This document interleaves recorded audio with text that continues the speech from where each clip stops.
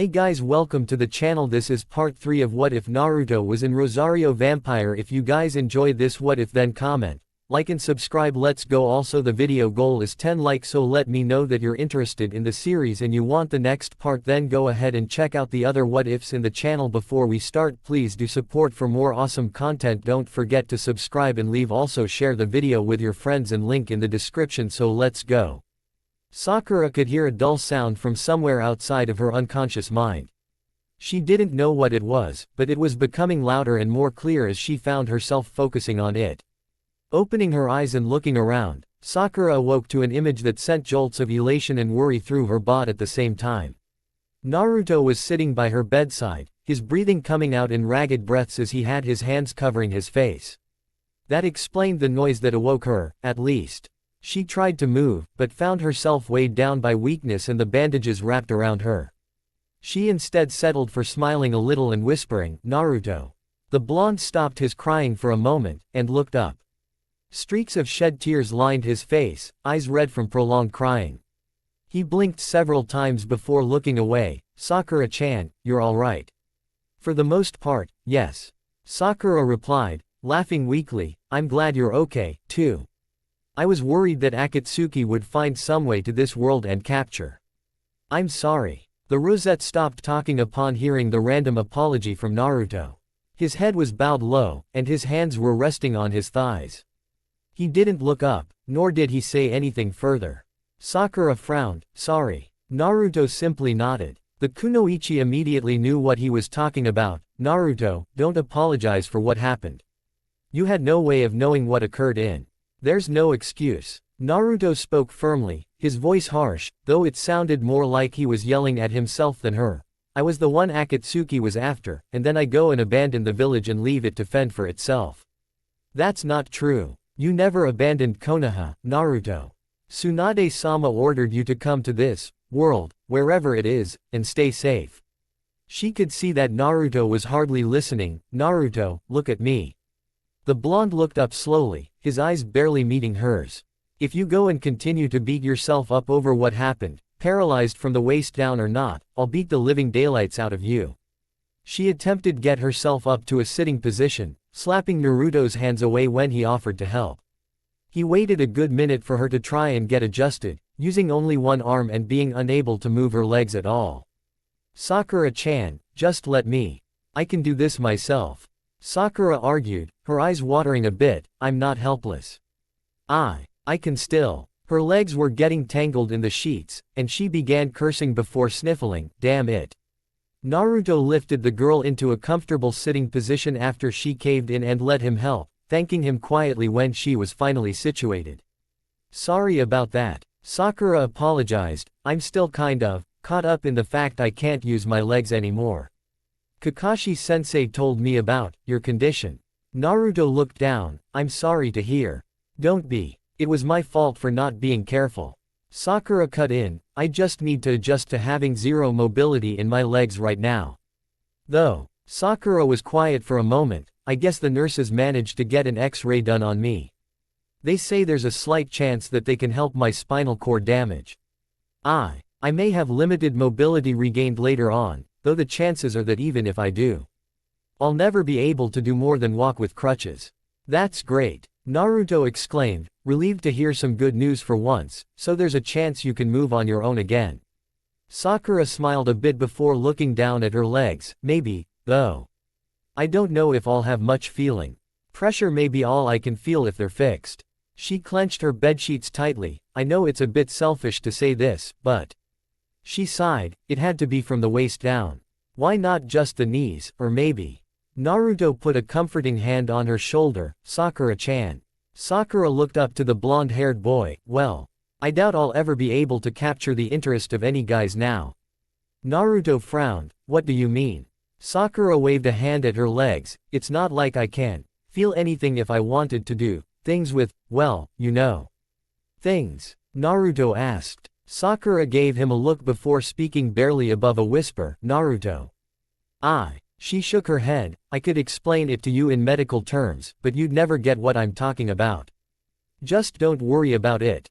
Naruto just squinted a bit in confusion while Sakura just shook her head. If you say so, Sakura-chan. I'm a guy, and I still like you.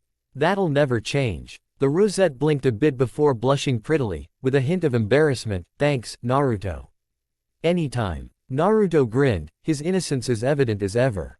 Sakura reached out for Naruto's hand and held it firmly. Anyway, back to what I was originally saying. Sakura let out a breath. You better stop blaming yourself. Kakashi-sensei visited me and Sai a few days ago and told me that you pulled a disappearing act on him. I can understand why, but, if you were hurting, Naruto, then you should have talked to someone. I was here. You were out like a light from what Kakashi-sensei told me. Sakura was quiet for a moment. Well, yeah, but you could still have talked to me. I wasn't comatose. Naruto smiled a little. Hey, well, I guess I like to have someone that talks back to me.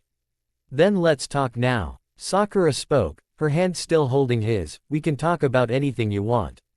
Anything. Sakura rolled her eyes. I guess anything can encompass absolutely anything. If you want to talk pervertedly though, Naruto, know that I'll just talk about it in technical terms. I know you hate it when I start talking about sex from a medical perspective. Naruto just chuckled. Right. He looked up for a moment while thinking, well, I joined a club already. Sakura smiled. The karate club, right.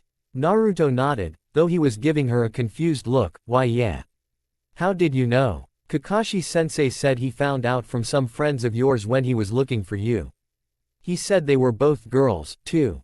She grinned as Naruto seemed to have a look of understanding on his features. Kakashi-sensei also said that the two girls really respect and admire you, from what it sounded like. Really? The blonde asked suddenly. I mean, really? Wow. The kunoichi giggled a bit. Yeah. Apparently you've gained a reputation from what Kakashi-sensei told me. He said that you're an amazing student in gym class, huh? I guess. Oh. Did you know they play soccer here, too? It's awesome, Sakura-chan. It's kind of scary how we have some of the same sports as they do. Sakura listened happily as Naruto started to ramble on about everything he'd done so far in school, including the Arashi ninja situation, which Sakura found herself finding to be quite interesting, and by the time they were done talking, it was going on to 6 in the evening. Oh, Naruto. Good to see you. Naruto looked up from his seat by Sakura's bed, and was greeted with the sight of Sai, a thick cast over what was left of his right arm, and a few bandages wrapped around his leg and head. The blonde gave a nod to the former Root member. Hey, Sai. Good to see you. Sai nodded, then turned to Sakura. Did you know they have this thing called internet here? It's really amazing. I can watch movies on it, read books, play video games. He shook his head. Apparently it covers the entire world. I can learn about stuff in seconds that occurred somewhere else in the world. Sakura blinked and looked to Naruto. Is that true? Naruto shook his head while laughing. Yeah, I still don't totally understand how it works. The computers here also have colored screens. You mean they show more than just black screens with green lettering? Yeah. Sakura gave a quiet, wow, while leaning her head back. Kakashi-sensei was right, this world is way ahead of us. The blonde gave Sai a quick explanation of what he experienced in Youkai so far and looked at the clock on the wall to see it was now close to 7. I got to get back to my dorm room. I have some homework to do. There's an exam for my math class coming up, and I'm not really sure I have it all down yet.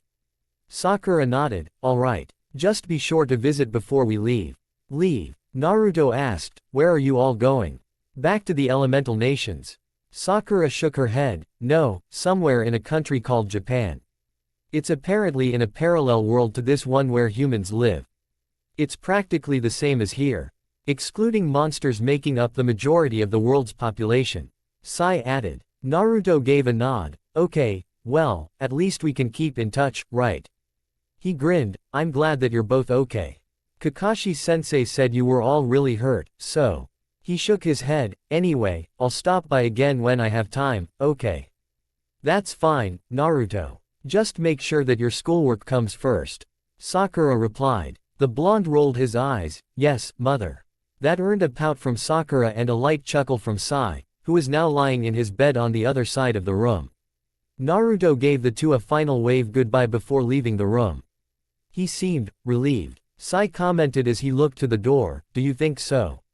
The kunoichi gave a small shrug while smiling a little. "I suppose he did. He's hard to read sometimes, Sai.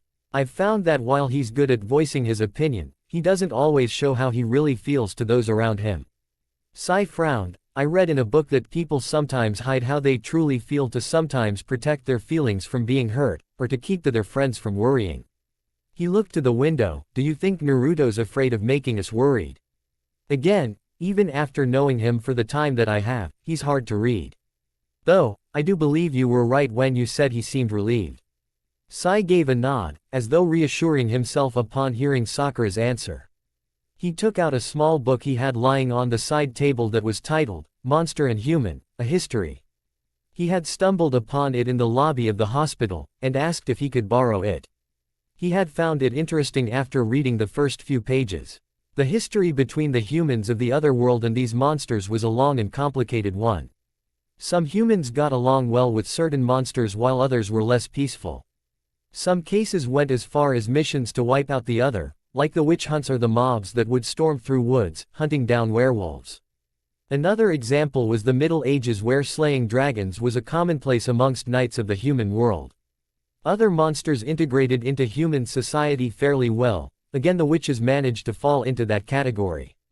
The succubi were another group, as well as their male counterparts, the incubi. In fact, their species practically depended on humans for survival. Naruto sure has ended up in a strange world. Sai commented, reading a chapter on the strange cases of humans becoming monsters. "Did you know that a person can become a monster if enough of certain monsters' blood is injected into them?" Sakura made a gagging motion. "Yuck. Seriously, who would go and inject their blood into another, especially a monster into a human, for no reason?" Sai nodded. "That's what I thought. Apparently some monsters have healing properties in their blood. A prime example they've mentioned several times is the vampire." Sakura paled. "The vampire. They exist." Sai nodded. "Yes, but apparently vampires aren't like we perceive them. They're living beings who just feed on blood for nourishment.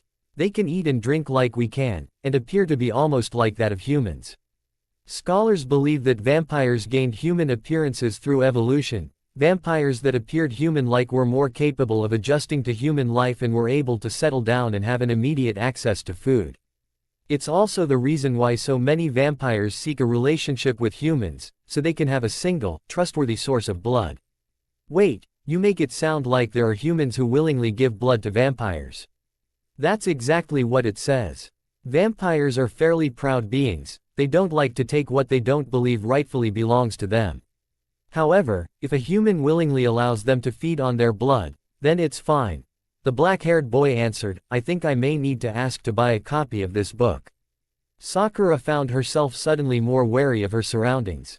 Vampires, monsters in general was a bit of a shock to her. Kakashi had to explain to her that most of the monsters on this campus were in this school to better understand and become accepting of humans. If anything, she should feel safe here. Sigh. The boy looked up from his book. "Yes, Sakura. See, can we leave the night light on tonight?" Sai gave her a quizzical look. "Why?" "Just because," Sakura replied. Sai shrugged his shoulders, unsure of her reasoning, but not questioning it. Besides, he didn't want to test the girl's temper, even if both her legs were paralyzed. She still had powerful fists.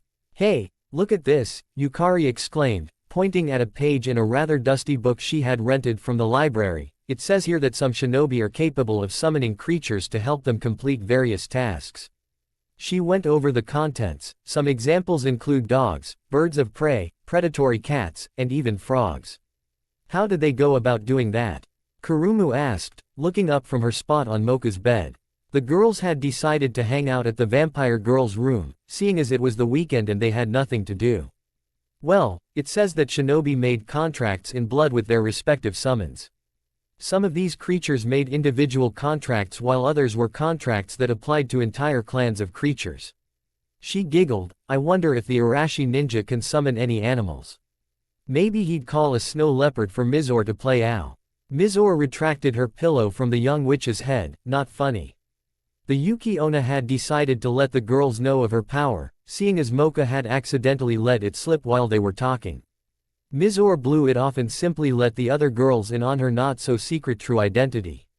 What kind of monster do you think Sukune is? Yukari asked, putting a bookmark in between the pages of her book before closing it.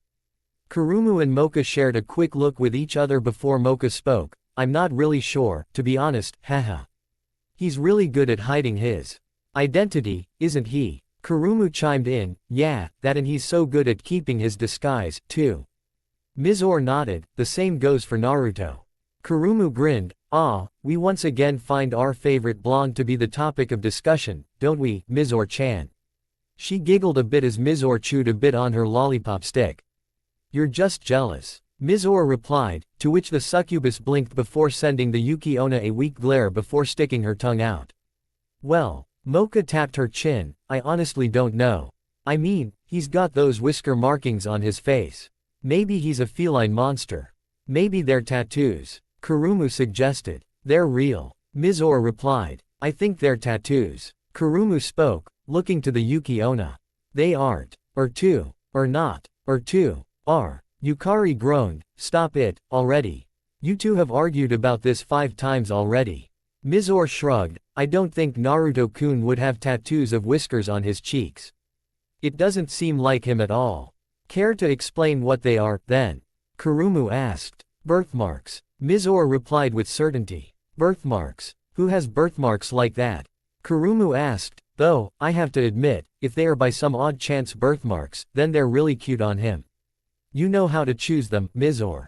Yukari and Kurumu giggled while Mocha chided them weakly, telling them it wasn't nice to tease Mizore about her feelings for Naruto.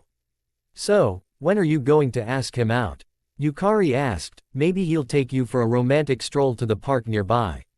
Yeah, and then you can pull out the rope and handcuffs and find a sturdy tree to bind him to. Kurumu laughed while ducking as an icicle kunai went flying over her head, sorry. She wiped a tear from her eye, honestly though, Mizore, when are you going to tell him? The Yuki Onna sighed, I don't know. I honestly don't think he'd want to be with a girl like me. At least, not in a romantic way. Mocha frowned, why do you say that? I'm too quiet and boring for him. Mizore answered, you're not boring. Yukari exclaimed, besides, who's to say he doesn't like quiet girls?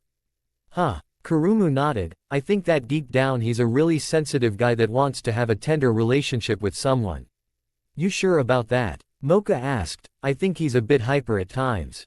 Kurumu tapped the side of her temple while giving a proud look, we succubi are good at picking out the nice guys. I thought you just try to make them all your slaves.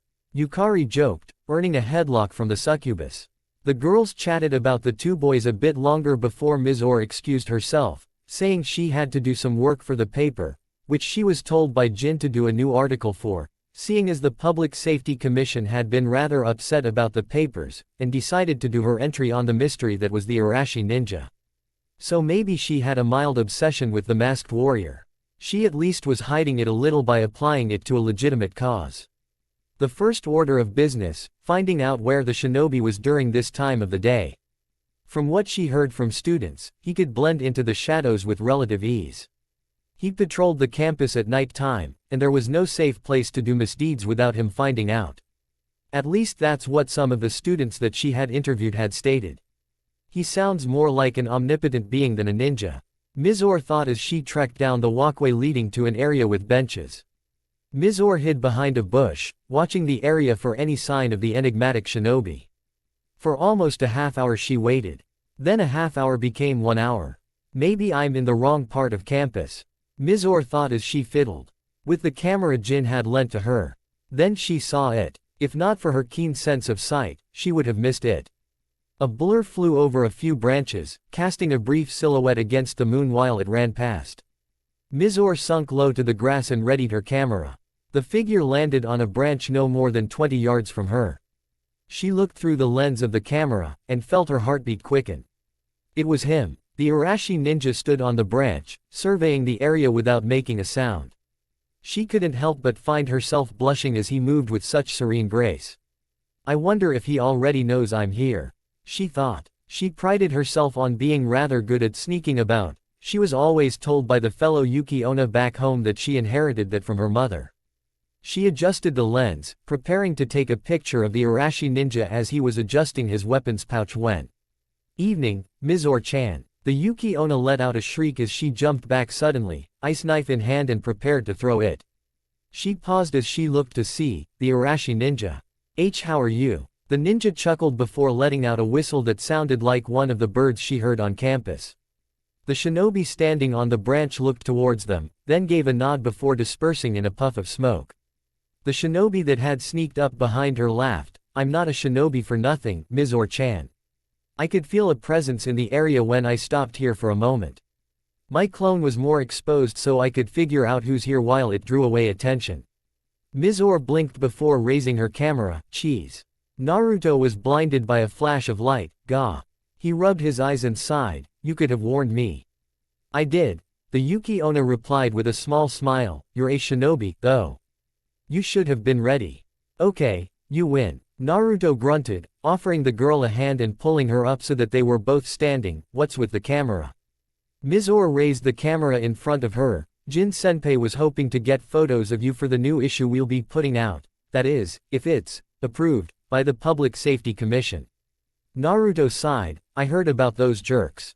I mean, I'm no expert in student rights and all that, but isn't it kind of overstepping boundaries when someone just says that you can't publish a paper on suspicion of disturbing the peace? I guess. She shrugged. It's beyond our say, though. We can't do anything about it, even if they're a bunch of jerks. She held the camera up. Can you take off your shirt? I want some good pictures. The young shinobi blushed a bit. What? That's a bit much, don't you think? Mizore shook her head. No. Nudity is a bit much. Why, you're going too far, now. Naruto took a step back. What's with Jin asking for pictures of me, anyway? Oh, Mizore pulled the sucker from her mouth. I think he wants to show the school that you're helping keep this place safe. Naruto was a bit surprised by her reply. Really? He thinks that I'm helping. Mizore smiled. Most likely. If you ask me, I think you're helping. Naruto felt his shoulders loosen up a bit upon hearing that. Well. I'm happy to hear that. He chuckled. I guess I was never the kind of guy to let people just get away with the kind of crap that I see happen here. Someone's got to do something about it. Aren't you worried about getting into trouble with the police committee and the academy? Mizore inquired, listening intently now as she made room for memorizing the conversation in her mind. Naruto shook his head. It wouldn't be the first time I was unpopular with groups that have authority. I've learned to deal with such issues. Wait, so you've done stuff like this before? The blonde laughed. Hardly. I used to be a hellion before I got my act together. He scratched his bandana-covered head. Hey, then again, I guess pulling pranks helped teach me how to hide from the people I did them to. Mizore decided to not pry any further. The ninja seemed reluctant to share too much information on his personal life as it was. So, can I take your picture? You just blinded me with the camera a moment ago, didn't you? Naruto asked. What exactly are you looking for? Showing off your chest would be nice. Mizore stated casually. That, or maybe you could flex your biceps. You sure you're not doing this for yourself? Naruto joked. Mizore just smiled while holding the camera up. How about this, make it look like you're just jumping around. Like I'm actually hidden from your view. It'll look better, and that way no one will go and bombard me with questions about how come you decided to let me get photos of you. Naruto pondered over it for a moment. Alright, but not too many. Mizore nodded. Deal. Mizore hummed to herself as she looked over the pictures she had taken. The camera developed them as she took them, so she didn't have to bring them to the photography club to get them done. The Arashi ninja, she realized, was a rather down-to-earth guy once you got past his weird battle cries, corny attack names, and his tendency to be cautious at all times. She'd bring the pictures she had taken to club tomorrow and Jin would have them placed in the next issue. Well, she decided to keep one for herself. It was just a picture of the ninja hanging from a tree limb with one hand holding a kunai while the other grasped the bark. I wonder if he's a student here. Mizore thought aloud. It wasn't too crazy of an idea. He appeared to be around her age, possibly a bit younger. She had no proof, but he was definitely young looking. Letting out a small sigh, she set the picture on her desk before plopping onto her futon mattress. She needed to get some sleep. Tomorrow was their exam for human history. Naruto groaned as he walked out of history class, relieved that he could finally escape the evil that was homeroom. If not for Nekonome's bright and cheery personality, he probably would have lost it by now. Mizore smiled as he exited the class. She had finished only 2 minutes before him, and decided to wait for him to finish. How did you do? I'll be happy with a passing grade. Naruto commented, reminding himself not to gripe about sucking at the history of his own species. I think Sukune was right about the Sphinx being in that one country. Egypt. Mizore suppressed the urge to laugh. Naruto-kun, the Sphinx is a well-known wonder of the ancient world. How could you not know that? The blonde waved a hand. Bah, it's not important to me anyway. Naruto, that's not a good attitude to have for class, you know. Education is important, including history. The blonde, as well as Mizore, looked to see Sukune and Mocha walking towards them. Mocha had been one of the first students to finish, and Sukune had finished only 10 minutes after her. Sukune was rubbing his neck a little, and Naruto noted the faint bite marks, a telltale sign that Mocha had gotten a quick snack in for midday. So, is it true that gym's been cancelled for a week until they can find a new teacher? Sukune asked. Normally Naruto would be going there with Mizore today, but with Okuto now in custody for obvious reasons, there was no one to teach, and apparently substitute teachers for gym were hard to find at the moment. Yeah, Naruto sighed, it kind of sucks that we have nothing to do. I was hoping to play some soccer today. Mocha beamed, well, it's still really nice out today. You can still do something. Outside. Sukune gave a grin, that's true. The four headed outside, and sat on some benches near the lunch area where students often ate. Sukune and Mizore were currently discussing on their idea of a joint article for the new paper, seeing as the first one was apparently bad, and disturbing the peace. Hey, Mocha, Naruto began in a hushed tone, so, have you decided when you want to spar? The vampire cocked her head to the side, Spar. Naruto blinked before sighing, don't you remember? I don't know what you're talking about, Naruto-kun. Mocha replied, when did I ever say anything about sparring? Naruto was quiet for a moment. You spoke to the Arashi ninja about it, didn't you? Mocha's eyes widened. I did. When? Who told you? Why yeah, Yukari told me about it. Naruto lied. I remember her saying after you beat up Jin that you wanted to, Oh. Mocha exclaimed, well, in all honesty, I don't really remember much when my inner self is awakened. She takes over, and I slip into a dream-like state, almost, though I can recall bits and pieces, though nothing specific. Really? Naruto asked, I didn't know that. Mocha wrapped her fingers around the rosary around her neck. Well, the memories were clearer when we were fighting Jin than the first time Sukune removed my rosary against Seizu. Only a little though. Naruto gave a grunt of understanding, Maybe Yukari was just exaggerating things again.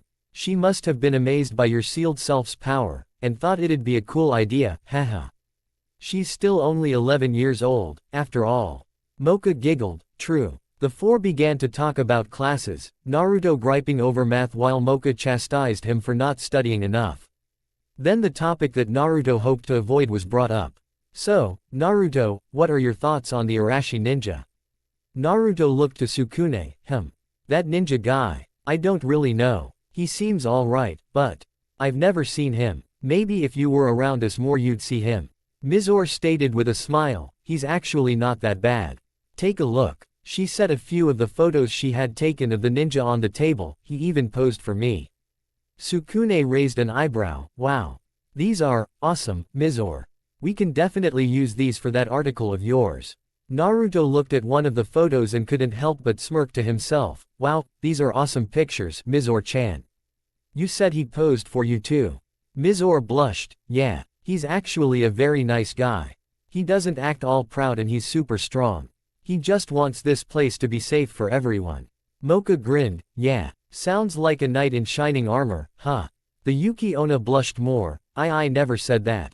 The two girls laughed while Sukune just turned to Naruto and rolled his eyes, yeah, but he's a cool guy, Naruto. I think he might be a student here, even. Really? You don't say. Naruto laughed nervously, why do you say that? Well, he's about the same height as you and me, and he looks like he's about the same age as us. He's got a sexy body, too. Mizore added, though she seemed to be talking more to herself. I wonder if he's dating anyone. I don't know. He's probably doing like they do in comics and living a double life, you know. Mocha added, it's always that way with those types. Ha ha ha, you think so? Naruto scratched his head. I think that's a bit far-fetched, don't you? Why would a student be doing vigilante stuff? That's kind of risky, isn't it? Precisely, that's why he's sexy. Mizore stated while putting the pictures away. Well, I better get going. Our hour's almost over, and I can't be late for club. She got up and said goodbye to the others, but turned to Naruto as he too got up. Naruto-kun. The Yuki Onna looked to the ground for a moment before looking up, her face still flushed red. Would you be willing to have an interview with me on the karate club? Me? The blonde gave her a perplexed look. I guess, but I think Haji-senpai would be a better choice. He's the president, after. I'd really like it if you were the one I interviewed. I know you better, and I'd feel more comfortable with you as my interviewee. Really? I mean, I guess I could, but I don't know if I can answer all the questions you ask, and I'm sure that Haji-senpai could. Mocha decided to help her friend, catching on to the ulterior motive behind Mizore's supposed interview. Naruto, that's just fine. It's good to have younger students be interviewed sometimes. It means that the newspaper is aimed towards all students, not just club presidents and upperclassmen. Sukune nodded, though he wasn't aware of Mizore's feelings for Naruto. Yeah, Naruto. I think it'd be cool to have you in our newspaper. I'm interested in the karate club too. Mizore blinked. Well, I was kind of. Mocha seemed to understand. Sukune-kun, let's go.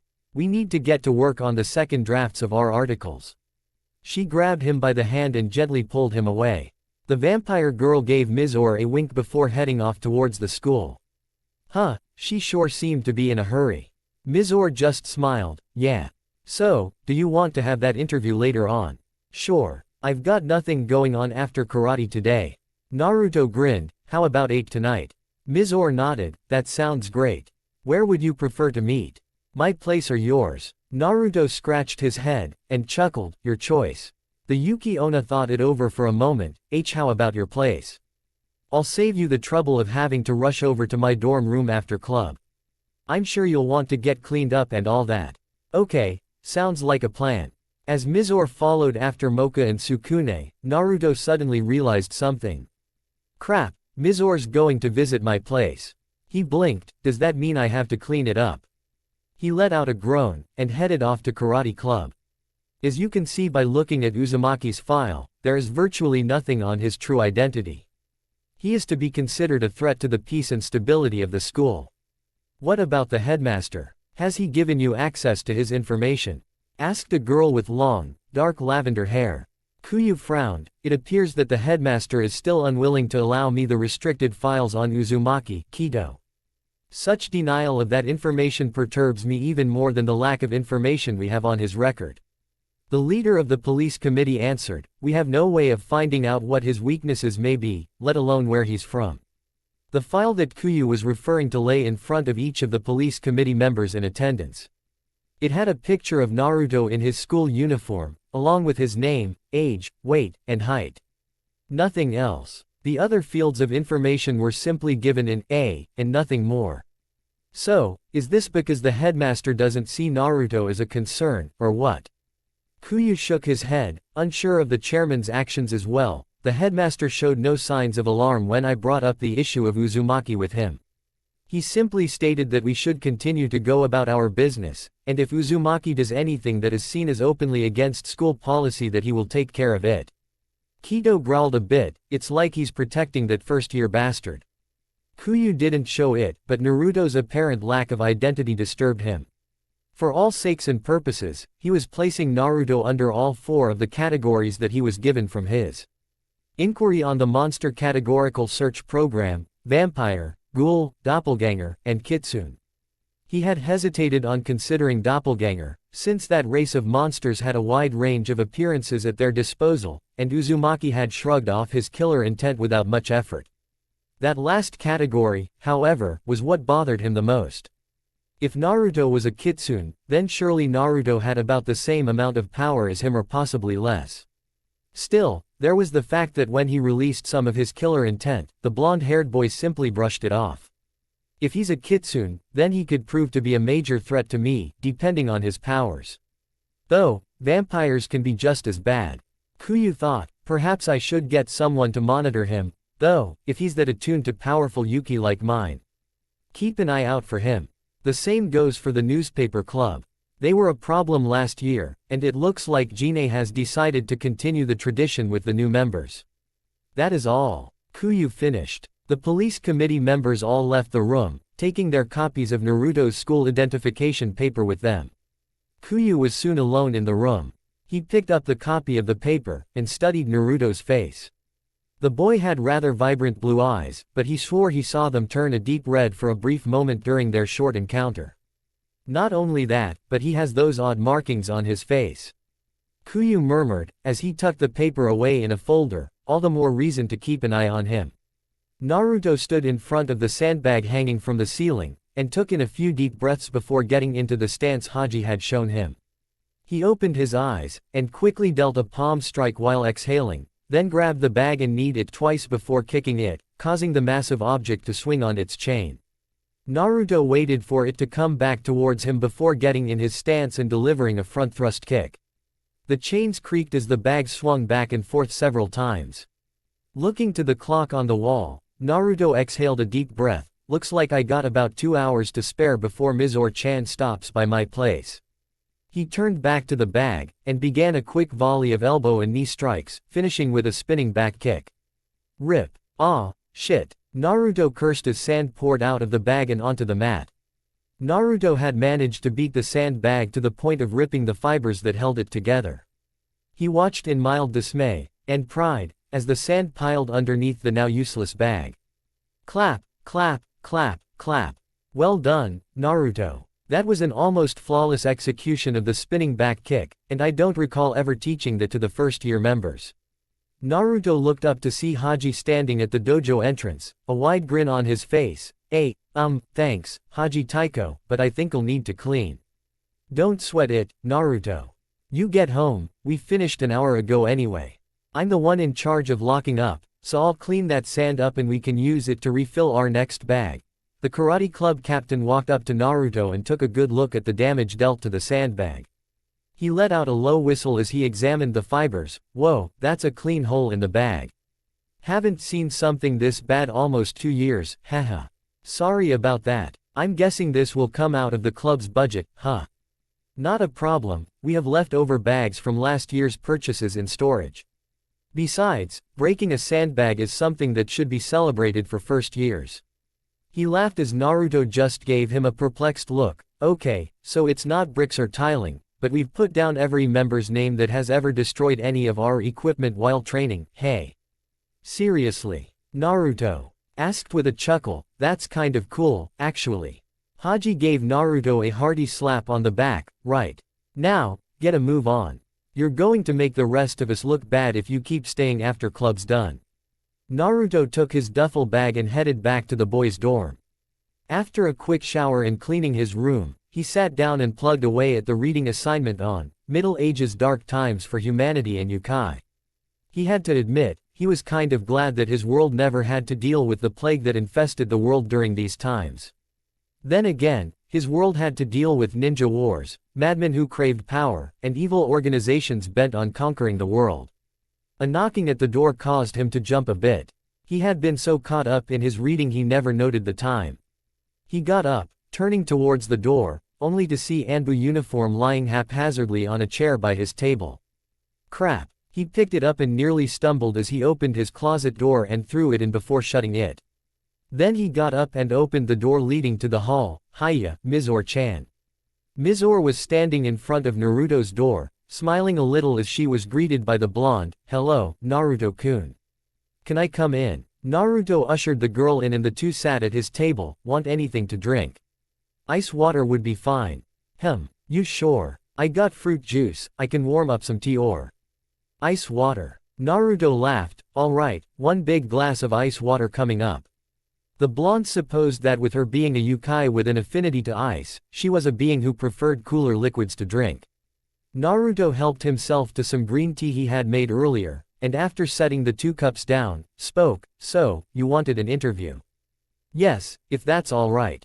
Mizore replied, "Nothing formal, just a bit of information and your thoughts on karate club so far."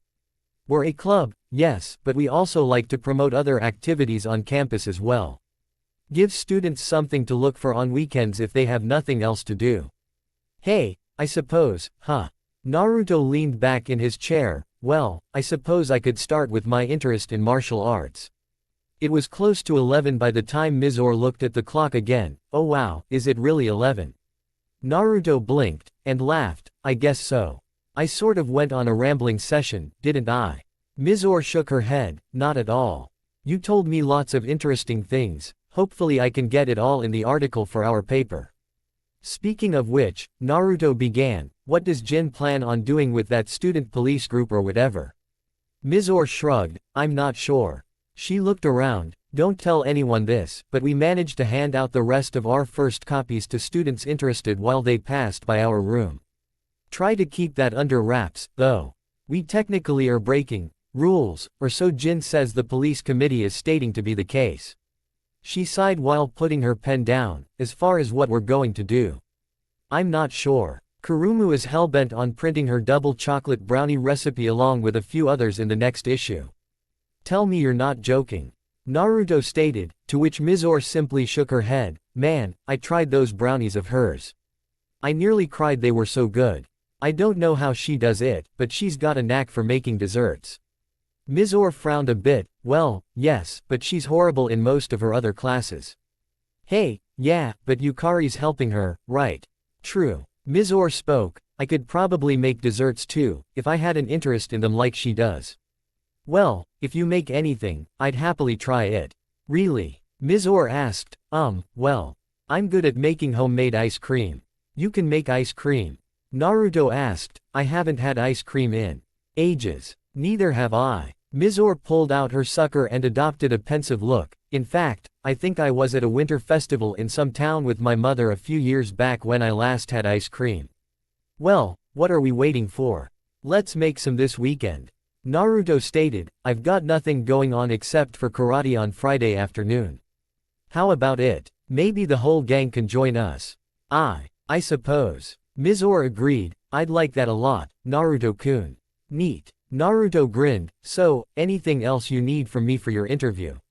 "No, that should be good." Mizore replied, putting her notes into her bag that she had brought along. "I enjoyed talking, Naruto-kun." She paused for a few moments before speaking again, much quieter this time. "You're the nicest guy I've met in a long time." Naruto placed a gentle hand on hers. "Hey, don't worry about it. That Okudo bastard's not coming back, if what I heard about him was true.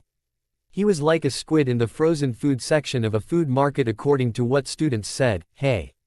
Mizore laughed a little. "The Arashi ninja protected me from him." Okudo tried to. She was quiet again. Naruto didn't press her to continue. "Well, I also heard that a certain student helped the Arashi ninja. At least, I've heard rumors that a student helped." He winked when Mizore blinked in confusion. You know of my powers?" No." Naruto waved a hand. "I just thought that, well, since you were being bothered by Okudo that you." Mizore frowned. "Oh. Well, if you want to know my powers, I can show you." Naruto understood that this was a very personal matter. "Mizore-chan, you don't have to show me your powers. Whatever happened doesn't change the fact that we're friends, alright?" Mizore sighed and held Naruto's hand a little. "Naruto-kun, I trust you to keep it a secret." "Mizore-chan, it's alright. Don't feel like you have to show me your true identity if I show you mine." The Yuki Onna continued. "I want you to see my true form." Now, Naruto wasn't worried so much as he was concerned about frost building up in his apartment. Still, this seemed to matter a lot to Mizore. He gave her a smile. "Alright, Mizore-chan. Show me if you want to." Mizore let go of Naruto's hand, and in what seemed like seconds, the room cooled rapidly and Naruto was staring at Mizore in her Yuki Onna form. He felt his face heat up as he looked into Mizore's deep blue orbs. He didn't know why, but there was just something captivating about her true form that made him stare. Wow. Mizore, much to her credit, managed to stop herself from blushing too much. She could practically feel Naruto's eyes upon her, but she noticed that his eyes never really left her face. She laughed a little. Naruto-kun, if you keep staring, you might bore a hole in my head. The blonde blinked before turning a deep reed. Sorry. I was just caught by surprise. I'm a Yuki Onna, a monster of the ice and snow. Well, I have to admit, I was expecting you to have teeth and claws, maybe scales. What if I did? Mizore asked. Naruto shrugged. You'd still be my friend. Just so long as you don't decide to eat me in my room, haha. The two laughed a little before Mizore spoke. I come from a village in a place that's always covered in snow. I guess since I normally live in such a cold place, I'm used to the cold. I don't like really warm temperatures too much. Naruto nodded. So, are these made of real ice? He pointed at the icy claws on her hands, to which Mizore simply smiled. You can touch them if you want, Naruto-kun. They won't bite. Mizore teased. The blonde touched the icicle claws and, just as he thought, they were indeed icicles. While they were cold, he could also feel a sense of warmth deeper within them. Perhaps not so much a warmth in the literal sense as a warmth of a living being's aura, in this case, the aura of Mizore. So, can you feel with these? They're sort of the same as my human form's fingers are. I can feel pressure, temperature, and pain with them. Mizore answered, finding her impromptu lesson on Yuki Onna to be rather enjoyable. Wow, that's so cool. Your hair also kind of looks like ice, huh? Yes. I've been thinking of getting it trimmed, though. I've really been letting it go. She ran a hand through her crystalline-like strands. Do you think I should? It's your hair, Mizore-chan. It'll look fine either way. Mizore rolled her eyes. She expected that kind of response from Naruto. As she reverted to her human state, she noticed Naruto was looking at her somewhat pensively. Something the matter, Naruto-kun? Blinking quickly for a second, Naruto's face evened out and he looked away from her. Well, I was just thinking, you did trust me and show me your true form. He paused for a moment before continuing, facing towards her again. I'm not too comfortable explaining what I am yet, but I think you deserve a hint at least, to show that I trust you too. The Yuki Onna felt her blush coming back full force. That's okay, Naruto-kun. I'm honored, but it was my choice, and you don't have to. Naruto held up a hand, stopping her. The blonde tossed her a small smile before speaking. The only other person who knows this fact is Sukune, but that's only because we were on the same bus coming to this school. Naruto looked away again, briefly, before turning to face her and looked right into her eyes. Technically, I'm a human, Mizore-chan. Mizore's mouth formed an O shape before a look of concern settled on her delicate features. It wasn't long before she started to stutter out a response. Wait, are you really? Are you okay? They say that they can kill any humans they find here, so it must be really dangerous for you. Seeing the smile on Naruto's face, she stopped talking, only to turn away slightly and mumble, I don't want anything to happen to you. Naruto's smile only grew larger as he moved one hand behind his head. I don't think anything will happen to me, Mizore-chan. The headmaster let me come to this school knowing I'm a human. Mizore appeared to calm down, but was still frowning. That may be, but there are other monsters in this school that won't care, and still try to hurt you if they find out somehow. That's what the Arashi ninja is around for, right? He'll save me. Naruto laughed, grinning, and he saw her mouth twitch upwards again, but she still didn't seem appeased. Look, Mizore-chan, I'm not completely defenseless like most humans you've learned about. I did say that I'm human, but that's not all I am. I'm not a monster, but I'm not a boundary being either. I'm something else entirely. Now Mizore simply looked confused. I didn't think there was anything else. Naruto shrugged. There is, but we're very, very rare. In fact, only 9 of my kind can possibly exist. I just happen to be one of them, I guess. So, what can you do? Mizore was leaning forward slightly, her eyes glowing. She was definitely interested in whatever he had to say. I don't really know if I trust telling anyone that, yet. I'm sorry. As Mizore started to pout, Naruto quickly held up his hands in a placating gesture, but I might be able to give you a very small sample. Mizore didn't say anything, but settled for nodding rapidly, causing her long hair to bounce around her face animatedly.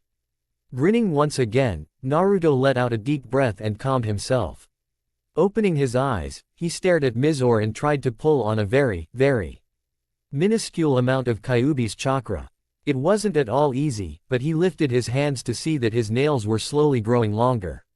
He watched as Mizore's face showed surprise, and she gasped as she pointed at his face. "Why, your birthmarks? They're getting larger, and your eyes have changed, and your teeth look a lot sharper too. That's cool." She looked thoughtful for a brief moment before talking again. "You kind of look like Mocha when we saw her transform, but your eyes aren't red and you have special markings on your face." Naruto's grin only enlarged, showing off his now sharpened canines even better. "Really? I heard about how she transformed. That's actually good to know, in case I need an excuse. This, however, is just a small sample of what I can do. If I go any further, there could be problems." Now that he thought about it, he did see some similarities between some of the features Kyuubi gave him and what Mocha looked like when she had transformed. He figured his eyes weren't red since he was drawing on such a small amount of the vile chakra while he was calm and not angry or agitated. "Problems?" Naruto shook his head. "Don't worry about it right now." Mizore looked like she wanted to press him further, but resisted. Instead, she gave an inquisitive look to the blonde. "Are you strong?" Naruto simply winked at her instead of replying, causing her to let out a small giggle, which Naruto found that he liked the sound of. He let the small amount of the Kyuubi's chakra flowing through him recede, causing his eyes to revert back to their normal pupil form and his nails to shorten. He felt his pointed canines begin to lose their sharpness as well, and eventually the tainted feel to his chakra was gone. "Anyway, on the tests the headmaster performed when I got here, they all showed that I was definitely human. But when I told him what I really was, he seemed more amused than anything else, and told me I'd fit right in.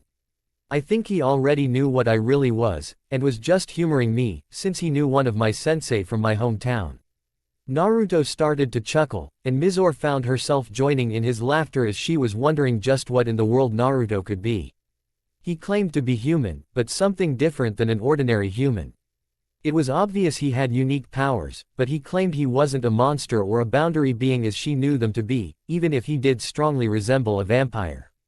All in all, it was very puzzling. A part of her wanted to go to Yukari, to see if maybe the brilliant witch had any ideas, but quickly put that thought out of her mind when she remembered Naruto trusted her not to tell anyone. She would not betray that trust. Especially not if. Glancing at the clock once again as she tried to stifle yet another blush she was certain was covering her face, her eyes widened when she realized it was only getting later. "Well, I should get going. I still have to get some reading done for Nekonomiya-sensei to do." "It's pretty short," Naruto commented. "You'll finish it before it gets to be too late." "Good, I don't think I'd enjoy reading until 2 in the morning tonight." She picked up her bag. "I'll see you tomorrow, Naruto-kun." Mizore, do you want me to walk you back to your dorm?" Mizore raised an eyebrow before smiling. "I'll be fine, Naruto-kun. I can take care of myself if anyone would try to do something to me in the middle of the night." "Okay, be careful though. That Arashi ninja is only one guy, haha." Naruto joked, though it was true. "Oh, I'm not too worried. Besides," Mizore added, "if anything would happen to me, I can always have you beat up any guys who try to do anything to me." Naruto gave her a thumbs up. "You bet." Mizore left Naruto's dorm after that. She let out another long sigh as she walked down the hall. "I really hope Kurumu doesn't start to get on my case about him. Knowing her, she'll probably try to make a love potion for me to give him in some cookies."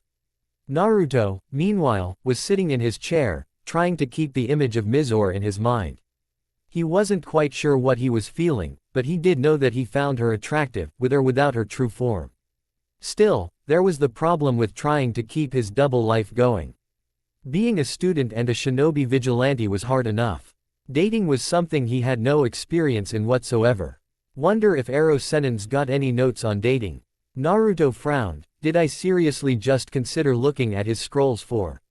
Before anything further could be said, his world suddenly went black for a brief moment before the image of a clear night sky met his vision.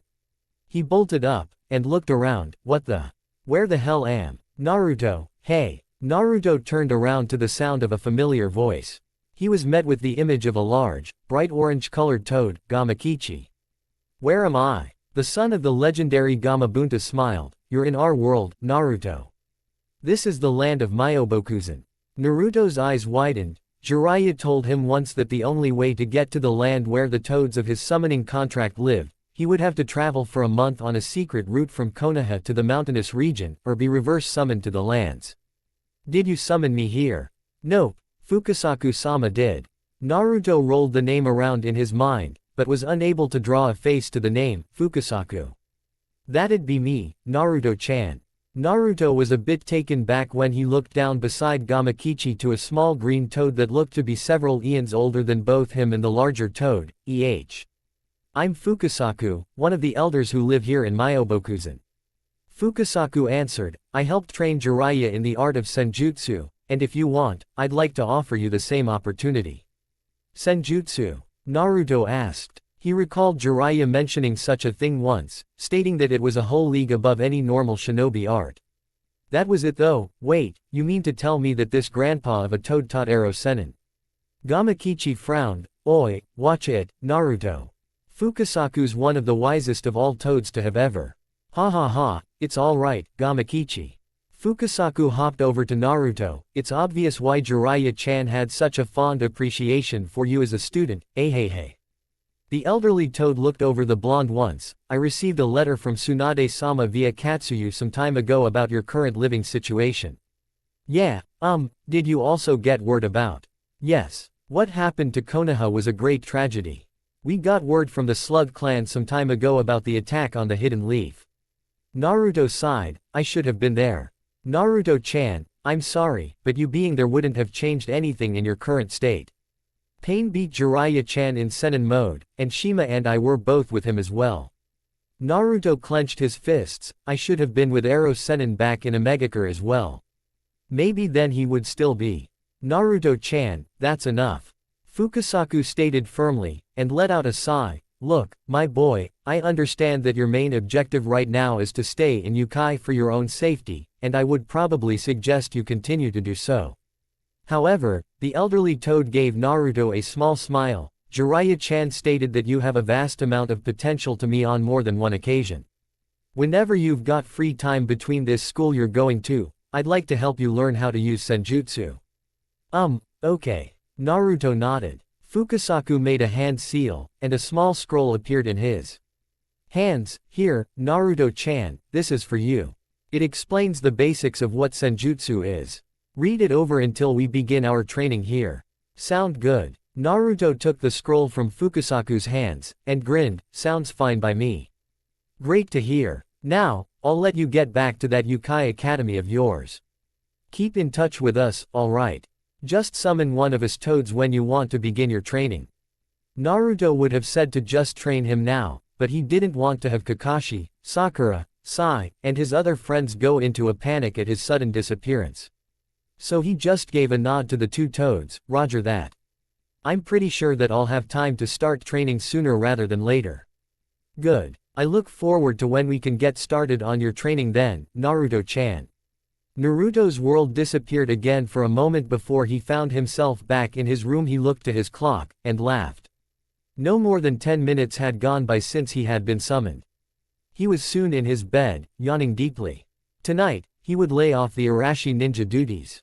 He just hoped he would find the time to begin his training with the toads soon. While school supposedly came first for him right now, he was still a ninja, and Akatsuki was still around if he was guessing right. Well, tomorrow's another day to worry about that, Naruto stated with another yawn.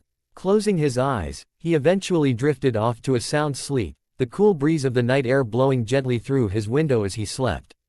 A sage. Not just a shinobi anymore, no. Naruto was going to train to become a true sage. Drip. Naruto opened his eyes and blinked away the sleep. Taking a look at his surroundings, he cursed.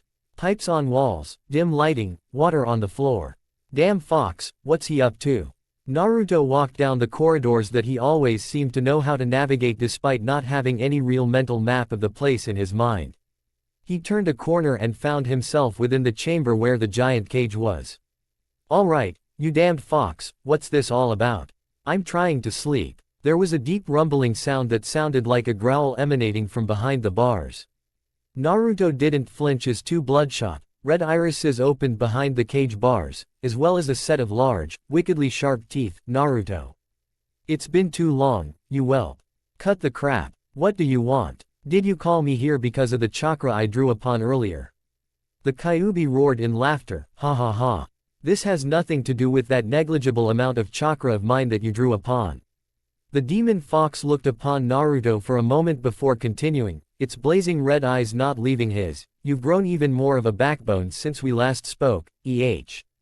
The fox neared the cage, tendrils of reddish-orange chakra leaking out from behind the bars. I was just curious as to why you didn't crush that fool who challenged you earlier when those obnoxious little friends of yours were selling those papers. Who are you talking about? Kyuubi. Yes, I suppose that's the name he used. Naruto frowned. He wasn't worth my time. I had to get to class, anyway. What's it to you? You mean to tell me you couldn't sense it from him? The Kyuubi questioned. HMPH, I should have guessed as much from a pathetic mortal like yourself. Sense what? Naruto asked. You mean his killer intent? That was weak. I've felt worse from Tsunade Bachan. So you couldn't sense it? The demon fox stated, though it seemed to be mostly to itself. Forget it, you'll surely learn soon enough. Now leave. Naruto grit his teeth. What the hell is that supposed to mean? Sense what, you damn wad of furry. The world around Naruto went white, and the blonde blinked before everything went dark again. He opened his eyes to find himself lying on his bed, the early morning sunlight peeking through the window. Naruto grimaced, damn it. The fox must have just wanted to ruin my sleep. Stretching, Naruto sat up on his bed and groaned as he looked at the clock, 4:55. He still had several hours worth of sleep he could get before he needed to get ready for school. Slumping back into his bed, he sighed. If the Kyuubi was communicating with him openly, that meant one of two things. Either Naruto was unconsciously drawing more on the fox's powers, or the seal was weakening. Seeing as Naruto had been avoiding the chakra of the Kyuubi for quite some time, that left him with option 2. If the seal was weakening, then it needed to be fixed, and Naruto hadn't the faintest of ideas on what to do to solve such a calamity. The seal was the only thing holding the Kyuubi within him. If it got weak and decided to for whatever reason to fail at doing what it was designed to so, he, along with wherever he would possibly be at the time, would be screwed royally. Rolling over, he pushed the thought back for now. He was still tired, and wanted all the sleep he could get. Still, the fact that he had an almost casual conversation with the Kyuubi was weighing down upon him. Would it get worse for him? Was it just a normal thing for him to experience? He had no clue, but he was going to find out. But Kensuke, we can't do it here. This is a public park. What if someone sees us? But Miyoko-chan, can our love for each other really be bound by such trivial matters? Who cares if anyone else sees us? Naruto felt his face heat up a bit as he continued reading. He had been a bit adamant about it at first, but after some gentle persuasion from Kakashi, who stated that Naruto was adult enough to read such things, the young shinobi decided to read the literary works of Jiraiya. He didn't want to admit it, but the old sage knew how to write his adult novels. There was actually quite a bit of humor laced into the chapters, and while the material was far from child-friendly, it also wasn't downright raunchy like Naruto had imagined. He had read a few pages in the past, but only bits and pieces. Reading the whole story was a completely different experience for the blonde. He was a bit sad that he never gave his godfather's books a chance when he was still around. Then again, Naruto half suspected that Jiraiya just liked getting a rise out of Naruto, and honestly didn't mind the fact that the young shinobi didn't want to read the adult novels. Enjoying a good book, are we? Naruto jumped up in surprise and spun around to see Kakashi squatting on the entrance of his open window. He gave Naruto his trademark lazy wave as the blonde shoved the book under his bed. Kakashi-sensei. What are you doing here? Saying hi, isn't it obvious? Well, yeah, but why? Kakashi surprised Naruto by not replying right away. He instead scratched the back of his head and sighed, are you busy at the moment? Naruto shook his head, nope. Karate club was cancelled today because of a budget meeting for Haji-senpai and the other club leaders. The seasoned Junin nodded, good. I was hoping I could talk to you about something rather important.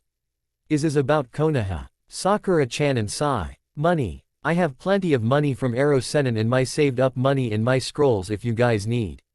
Kakashi held up a hand. Easy, Naruto. As for the questions, yes, sort of yes for both Sakura and Sai, and no. Kakashi took in a deep breath, and was a bit relieved that Naruto decided to give him some time to collect his thoughts. He stopped speaking again and groaned, damn, this wasn't supposed to be so damn hard to do. Naruto, I know I'm not necessarily the best role model in the world, and I know you, Sakura, and Sai are all old enough to care for yourselves, but… Naruto raised an eyebrow as Kakashi got up from his perch on the window and leaned against the wall. You alright, Kakashi-sensei? I'm fine, just trying to pick my words here. Well, just say it like you mean it. That's probably the best thing to do. Hey, Kakashi chuckled, I suppose with you that's probably the best. Naruto, I'll just come out and say it, I'd like to adopt you as my son. Hey, see, that wasn't. Naruto stopped in mid-sentence and blinked. Wait, what? I would like to adopt you, Naruto. I think it'll be a great experience for all of us. What do you mean by, all of us? The Junin nodded. Right. I already talked with Sakura and Sai, and they're both accepting of the idea. You're the only one I haven't talked to yet. A look of realization dawned on Naruto, so that's what you were talking about in the letter you sent. The blonde looked to the floor, his expression rather neutral. Don't feel that you're obligated to just because Sai and Sakura are okay with it. You're old enough to make your own choices. I just thought it'd help us all stick together, and I can provide for you more easily if I'm your legal guardian. The headmaster said that's the way things tend to work in this world, at least. Naruto smiled. Kakashi-sensei. I don't want you to feel like you owe me anything for. That's besides the point on whether or not I'm indebted to you, Naruto. This is just a personal choice I wanted to make. I have no family of my own, and you three are the closest I have to the real thing. May as well make it official for this world. Why, though? I mean, I don't want you to pay for my expenses and… Kakashi stopped Naruto by placing a firm hand on his shoulder. Naruto, I want to do this. Alright, no one's pressuring me to do this. The one visible eye on Kakashi's face closed as he smiled. I honestly don't want to think of what it'd be like living without you kids in my life. You may be my students, but your family as well. Naruto took in a deep breath before looking up, his eyes moist around the corners. If you really think I should be a part of your family, then, I guess I'd like that. A lot. Good. I actually got the documents to sign with the headmaster, we can go over them sometime later this week, alright. He ruffled the blonde's hair as Naruto grinned, beads of unshed tears in his eyes. Besides, I think Sakura said she always wanted a younger sibling, Sai's a few months older than her from what they figured out. Wait, Naruto began, so I'm the youngest. Yep, Naruto grumbled, damn it, that means I'll get teased the most. I think that's already true for you, Naruto. Kakashi laughed, you're already the strongest of the three, and it'll be your job to chase away any boys that try to flirt with Sakura. Naruto snorted in laughter, I don't think she'll need the help. Kakashi left shortly after that, but not without telling Naruto to get his algebra done, leaving the blonde to mull over what had just transpired. Naruto had just gained a family that was official in all but blood.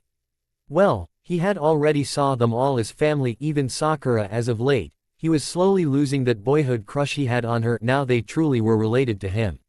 I just hope Sakura-chan doesn't start to become the overprotective big sister. Naruto thought aloud, but then it dawned upon him, wait, she already sort of is overprotective. The week flew by for Naruto. About a day later, the legal documents were signed, and Kakashi Hatake was now the legal guardian of Naruto Uzumaki, Sai Hatake, and Sakura Haruno.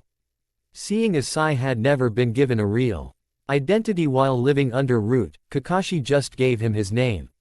Sai had no objections. Naruto and Sakura wanted to keep the original names for now, and Kakashi was completely understanding of their feelings.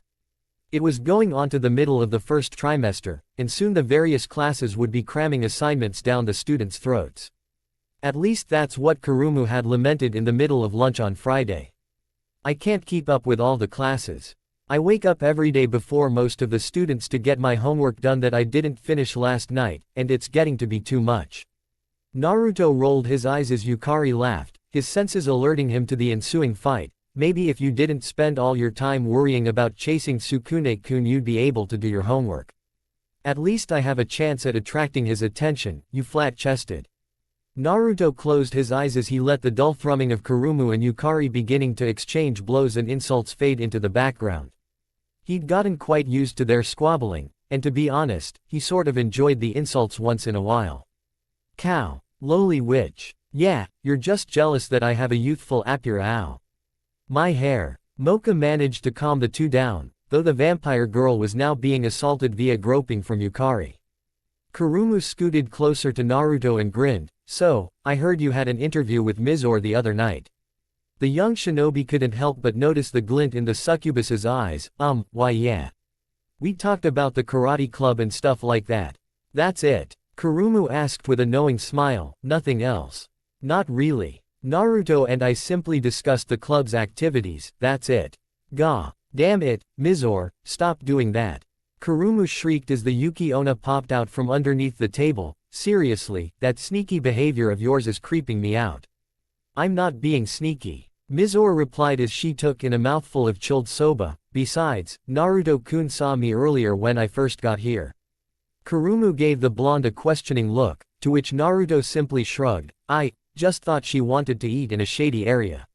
I mean, don't want the noodles to get warm from the sun, right? The succubus shook her head before continuing, well, either way, we need to get that article in soon, Mizore. Hell, now we have to meet the deadline and get approval from the Public Safety Commission. She sighed, it's so annoying. Naruto gulped down the last of his ramen that he had prepared earlier for lunch and laughed. Bah, that policing group is nothing more than a bunch of power-hungry students. That's all. Sukune, who had been content with just listening to the others, piped in, Naruto, you shouldn't be talking so lightly about them. He lowered his voice before continuing, I've heard bad things about them from Jin-senpai. Oh no, not things. Naruto waved a hand dismissively, Sukune, don't worry about it. They have no legitimate reason to place me or any of us under arrest. Besides, even if they tried to, I'd kick their asses for doing so. Well, you felt that killer intent that their leader gave off, Naruto. He was really creepy. Mocha spoke, I don't like them at all. Naruto was half tempted to say that her sealed personality was much scarier in comparison, but bit his tongue. No need to embarrass Mocha, like I said, don't worry about them, Mocha-chan. I can take care of myself, and I know my rights as a student. That's pretty brave, Naruto-kun. Mizore spoke from under the table, I'd say a bit overconfident too, but you seemed pretty sure of yourself the other day when that Kyuu and you talked. I've dealt with worse jerks than him and lived. Naruto chugged his milk down. And sighed, well, I got to go. I need to speak with Nekonome-sensei about that mid-term paper before lunch is over. See you all later. Naruto dashed off towards the academic buildings with his backpack on one shoulder. Mizore watched his back as he disappeared behind the entrance doors and blushed a bit. He really doesn't let things like the student police committee bother him. How is he so confident like? Mizore's thoughts were interrupted by a snickering voice. She looked up to see Kurumu looking down at her with that knowing smile. What? Kurumu just kept grinning. You've got it bad. I do not. Why didn't you ask him out or anything like that? I sort of did. Mizore began, in fact, we were going to make ice cream tonight. I thought about having the rest of you come to my place so we can do that, but I'm not so sure if that's a good idea. He might get the idea that I just see him as a friend if everyone else is there. Kurumu gave a smile. Mizore, that's great of you to ask him over like that. She frowned though when Mizore said nothing further. Well, I guess if you want my opinion, I think the two of you just by yourselves wouldn't be taking it too quickly. You sure? I don't want to make it seem like I'm trying too hard to get his attention. Haha, I don't think you'll have to try too hard if that's what you're going for. Yukari added, having ducked under the table, I think you and Naruto would be a cute couple. Maybe I could even get in on. No. Yukari pouted, you're no fun. Mizore just shook her head, that's beside point. Naruto seems like a really reserved person in terms of having a relationship with anyone. Hey, I have an idea, spoke Mocha. I recall Naruto telling me that he recently got adopted by a teacher of his. He said that one of his old childhood friends and him are sort of like brother and sister now because of it. It was kind of confusing, but I guess he's part of a family made up of friends. Sukune, I forget, do you remember his sister's name? Sukune rubbed his chin. Wasn't it like Sakura or something like that? Something about cherry blossoms and spring. Oh. Mocha beamed. Sakura Haruno. Yeah, and she apparently has known Naruto for a long time. I bet she'd be a great resource for information on Naruto. Mizore frowned a little. How come Naruto never told me? Sukune laughed. Well, it was kind of by pure chance we found out. I saw Naruto talking to a pink-haired girl near the hospital wing. She was in a wheelchair and they seemed to be really close. I asked him later when Mocha and I were talking to him after homeroom, and he told us a bit about his new family. Yukari smiled. So he has a family now. That's great. More than anyone else, she was happy to hear that her blonde-haired friend was no longer an orphan. So, we should see about getting that Sakura to tell a bit about Naruto, right? Yeah, but what should I ask her? Will she even like the idea of someone trying to get personal information on? Kurumu waved a hand. I swear, Mizore, you worry too much about things like that. She winked as Mizore blushed. Who's to say that this Sakura girl won't like you, either? Maybe she'll be happy to hear that someone's interested in that lovable knucklehead. The Yuki Onna gave a weak glare to Kurumu. He's not a knucklehead. You're so cute when you defend him like that. Kurumu noted before putting her hands up defensively. Alright, sorry. I meant it in an endearing manner anyway. Naruto's not the smartest, Mizore. Otherwise he would have made the moves on you already, teehee. The young witch ducked as an icicle kunai missed her head. Tilde o tilde o tilde o tilde o tilde. 74, 75, 76. Excuse me. Sakura paused with the barbell over her torso. She blinked as she met the eyes of a girl with purple hair and ice blue eyes. She set the weights, which were close to 150 pounds total, on the rack before hoisting herself up into a sitting position on the weight bench. Hello, can I help you? The girl, who looked to be a bit younger than her, looked down for a moment before speaking. Are you by any chance Sakura Haruno? Sakura smiled. That's me. So you're Naruto's new big sister. Mizore looked up and gave a small smile of her own. I'm Mizore Shirayuki, a friend and classmate of Naruto's. The rosette beamed at the Yuki Onna. Oh. So you're Mizore. Naruto's told me about you. She extended a hand. It's a pleasure to meet you, Mizore-san. Mizore's fine. Sakura grinned. Then call me Sakura. A friend of Naruto's is a friend of mine. The kunoichi stretched her arms a bit before continuing. What can I help you with? Well, Mizore began. I was just wondering if you by any chance would be able to tell me anything about Naruto. I would ask him, but he seems to be rather evasive when I bring up anything that relates to personal life. Sakura gave the girl a neutral, if not somewhat cautious look. Naruto's got his reasons, I'm sure. I know a bit about him, and even he probably has secrets that he's kept from me. Mizore gave a light gasp. Oh. I didn't mean it in a manner of you sharing with me stuff that he'd rather keep secret. I honestly respect his privacy, but, well. The Yuki Onna looked away again, and Sakura could tell by the light blush adorning her face that she was being sincere. It's alright. She pointed towards the wheelchair near her weight bench. Would you mind bringing that to me? Mizore gave a nod before wheeling over the chair to Sakura. The kunoichi skillfully maneuvered herself into the seat with her upper body strength alone, and gave a grin. Walk with me. I'll tell you a little about Naruto. Mizore ended up following the pink-haired girl around the campus area, listening as Sakura recalled a few stories about Naruto from her memory. Naruto was apparently quite the prankster back in their elementary days. Ever since she had known him, he lived alone in a rather small and humble abode. He had a close relationship with the mayor of their hometown, almost like that of a grandfather and grandson, and had a knack for making himself known to those around him, one way or another. Oh, and there was the first time we met Kakashi-sensei. You met him, right? Yes, Hitaki-san. He seems like a good man. Sakura gave a nod as she looked up to the sky. Well, Kakashi-sensei was sort of a personal friend as well as our teacher.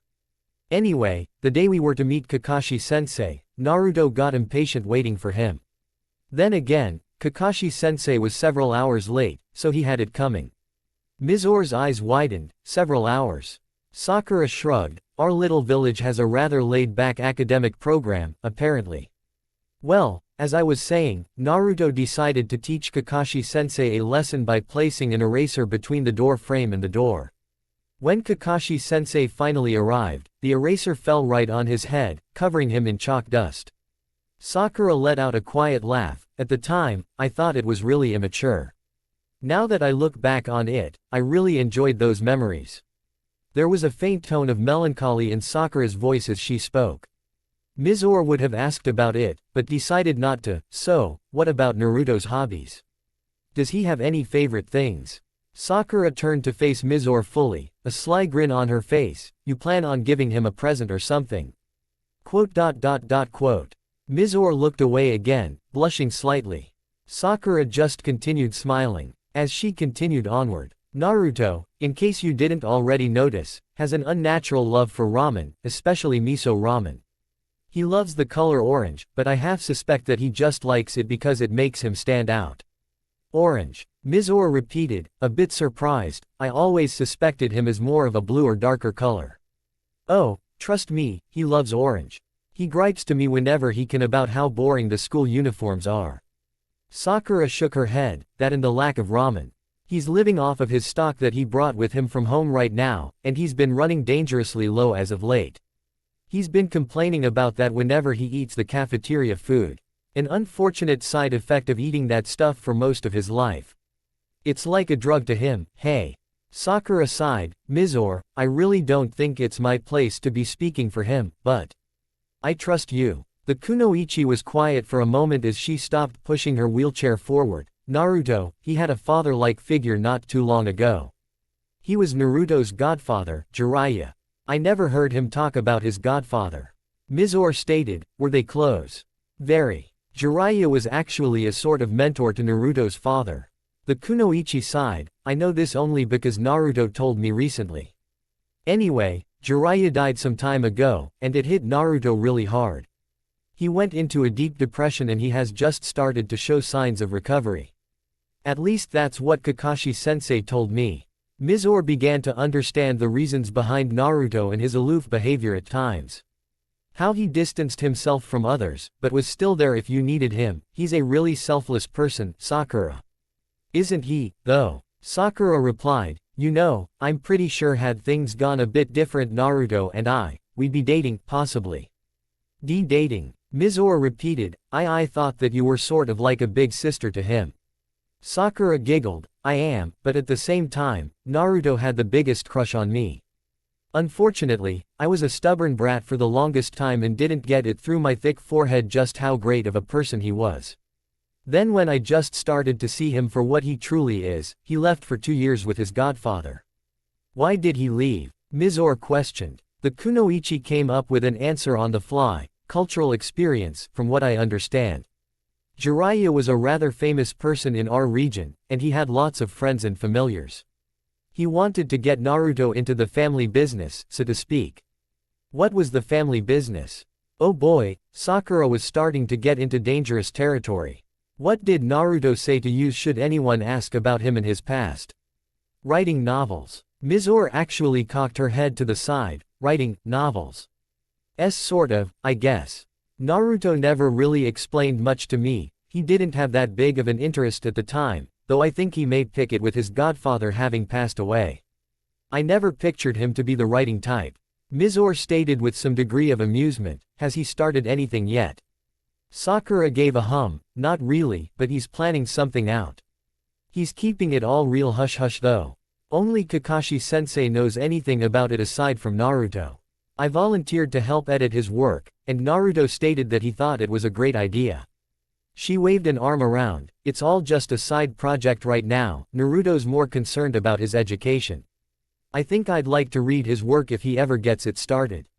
Something tells me it'd be really good, the Yuki Onna stated.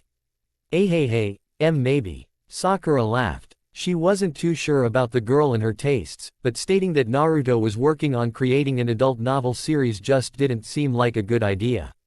The Two were soon heading towards the campus park area, and Mizore took note of the sun's current location. It was probably close to 4 in the afternoon. Wow, it's gotten pretty late.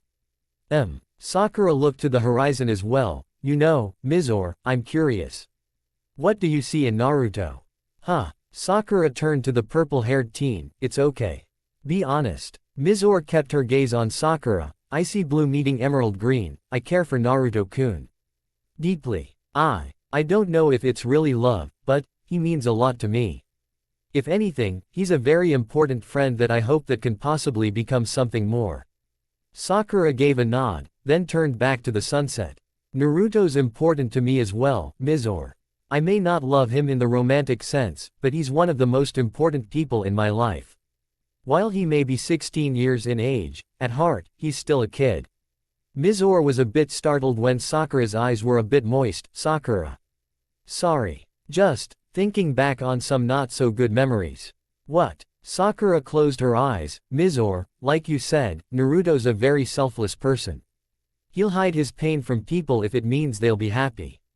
Just remember that. Naruto's been through a lot of hard times, and he tries to hide that hurt behind a grin. That's one thing about him that I don't think will ever fully change. She sensed the seriousness behind Sakura's soft tone. I understand. Thank you. Sakura spoke. Mizore was a bit unsure if she should speak.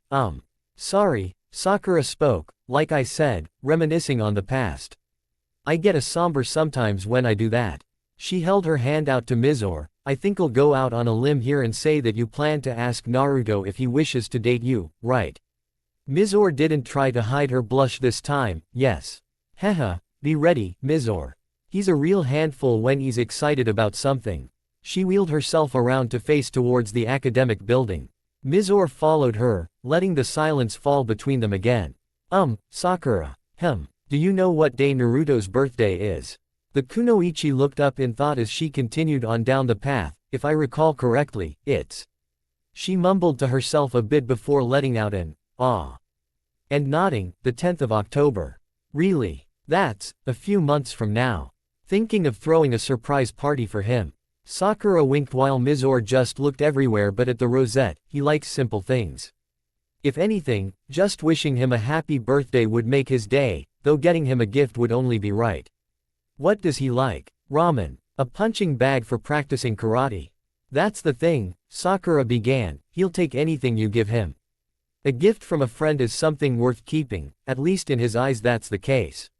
Well, that didn't help Mizore's current dilemma. Trying to get a boy to know you care for him, throwing a party for him, and not knowing what he likes or what to get him. Such is that of the cruel world of romance.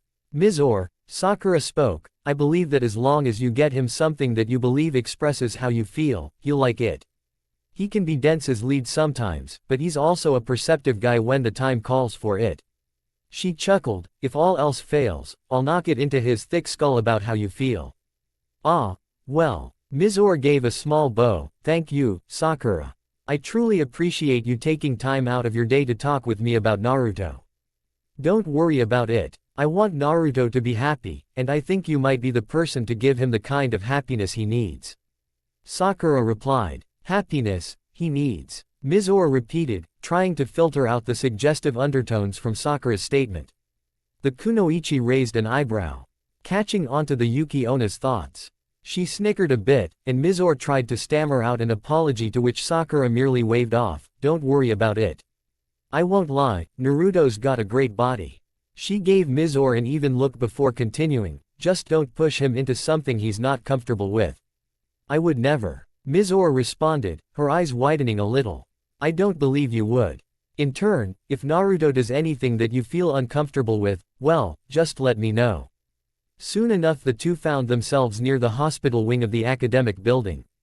Sakura bid Mizore a good day, and headed back to her room, certain that the nurses were going to have a conniption fit about her being out for so long when she should be resting and trying to recover. Sure enough, as soon as she reached the front desk area, the nurse was on her. Haruno-san, where have you been? I know you said you were going out to get some fresh air, but you can't be out and about for such extended periods of time like that. It's bad enough that you insist on going to the weight training area every other Sakura tuned out the distressed nurse, already certain she knew what was being told to her. Eventually she gave a half-hearted apology to the nurse, stating she'll be more careful in the future, and headed into her room. She was surprised to see two girls sitting by Sai, having a casual conversation from what it seemed like.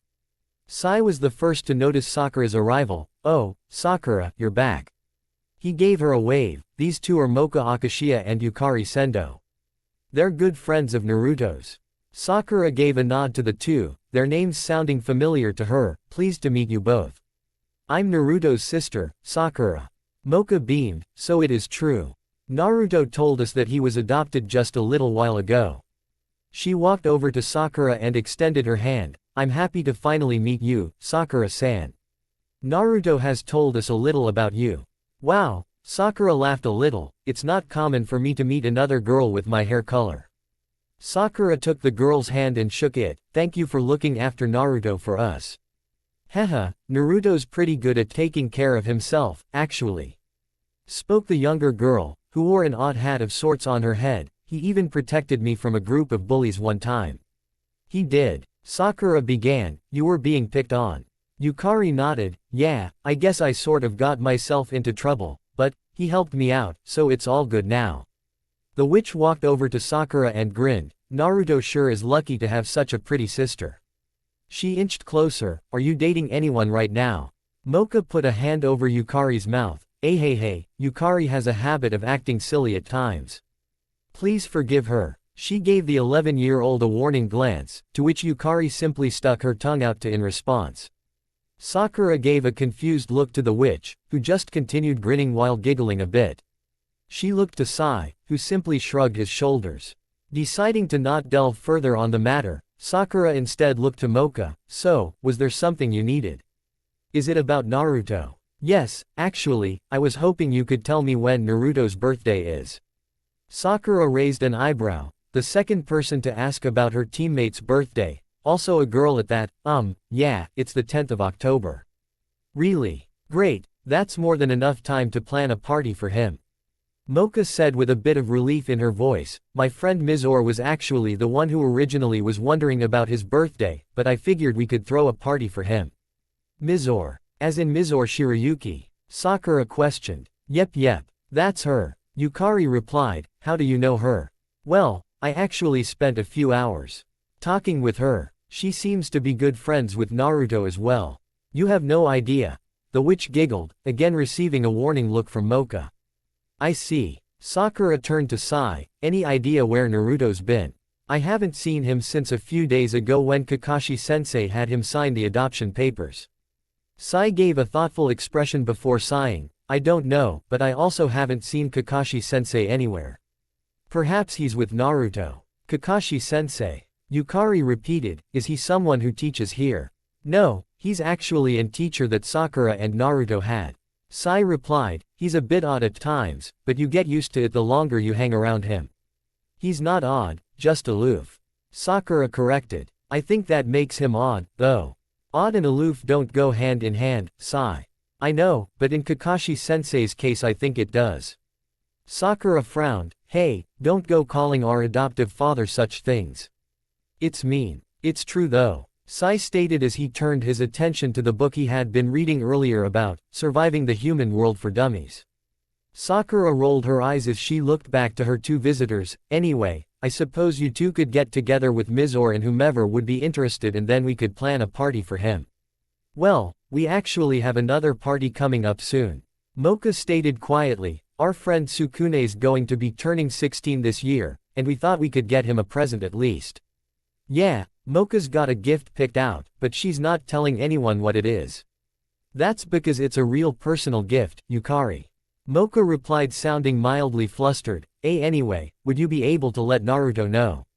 "Absolutely," the Rosette replied. "I don't know for sure if the two of us and Kakashi-sensei will be able to join you. We'll be leaving in a few days for our new home in Japan." "Oh, that's too bad," Yukari commented with a pout. Sakura waved a hand. "Don't worry though, we'll make a few visits here now and then to see Naruto." Mocha and Yukari seemed a bit happier upon hearing this. "That's wonderful." Mocha clapped her hands together. "Well, I hate to leave so quickly, but I do have to be somewhere soon.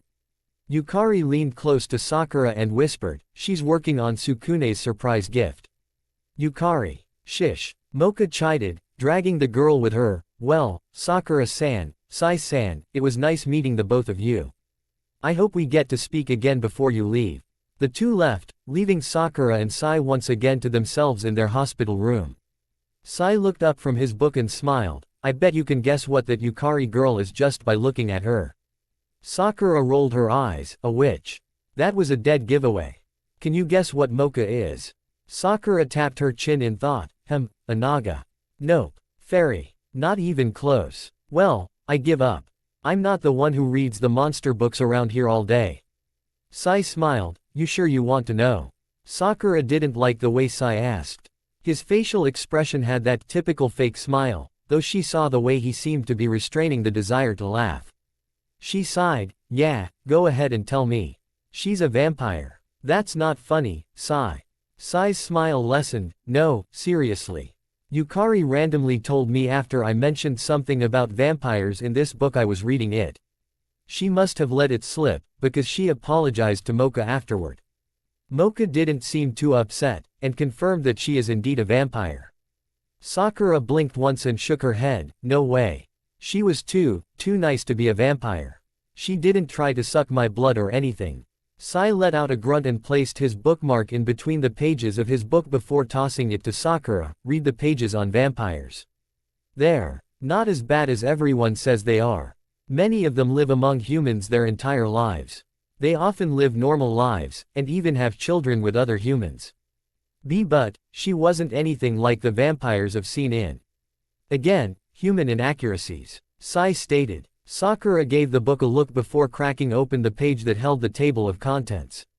Page 117 to 168. Vampires. Pride and Coexistence. What kind of title is that? Sai nodded as though a thought came to mind. That book was actually co-written by several authors. That particular chapter was written by a vampire who gives both sides of the human-vampire relationship issue.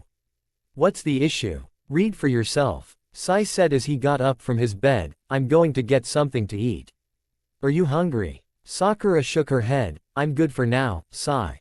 Sai gave his new adoptive sister a nod before heading out of the room. The kunoichi looked once more to the book in her hands, and with a little trepidation began to read the pages on vampires. Kurigakure no Jutsu. Naruto cursed a bit as his opponent disappeared in a thick shroud of mist. Drawing a single kunai into his hands, the blonde closed his eyes and steadied his breathing. Steady, Naruto. He's a pro at being silent. If you let him get by your detection, then it's all over. Just keep your senses open and, crap. Naruto spun around and blocked Kakashi's kunai with his own. Kakashi smirked underneath his mask as he looked into the fierce blue eyes of his former student. That was fairly good perception, Naruto. You managed to keep a tab on where I was despite the mist. Now, let's see how you fare against this. The Junin went at Naruto once more, a flash of steel coming from either of the two. Naruto and Kakashi were soon at a stalemate with their kunai clashing against one another, both having looks of determination in their eyes. Naruto's eyes suddenly widened. How did? Kakashi gave what Naruto could only guess was a rather smug look. Experience. Naruto pushed back and spun around once more, only to block another kunai from Kakashi, a shadow clone of Kakashi to be exact, and then pulled out 3 shuriken and chucked them into the air behind him, intercepting another clone that was trying to attack from the blonde's blind spot.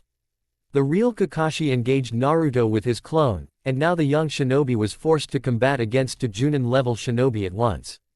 Don't tell me this is too much for you, Naruto. Kakashi calmly taunted. If Naruto didn't know any better, Kakashi was actually enjoying himself. The blonde grinned. I'm just getting warmed up. Naruto gave the clone a hard push back and followed up with a spinning roundhouse to the neck. The clone burst into smoke upon contact, leaving the original Kakashi left. Perhaps 2 clones wasn't enough, the silver-haired ninja thought. Ah well, I'll chalk that up to a learning experience then. Kakashi dashed towards Naruto once more, but this time Naruto was prepared. Naruto blocked a knee before ducking underneath Kakashi's kunai, then flipping back as the Junin attempted to elbow him in the head. Naruto put a few feet of distance behind him as Kakashi suddenly dispelled the mist jutsu. Hey, I haven't shown you the half of what I've learned, Kakashi-sensei. Getting into a new fighting stance, Naruto faced Kakashi fully, knees slightly bent and elbows bent with hands forward and slightly open. The one visible eye of Kakashi's widened a little, showing surprise. Karate, Let me see if I remember anything from the little bit that I studied. Naruto watched with some curiosity as his former teacher got into a stance where his knees were bent while his feet were facing a 30 and 45-degree angle. He corrected his footing a little as well as his elbows and nodded to himself. Wow, it's been a while since I've done anything with karate. Naruto, for his credit, just grinned. Haha, wow, you know karate. Kakashi shrugged. I picked up a little back when I was a young blood Junin. Somewhere out in the southern archipelagos of water country.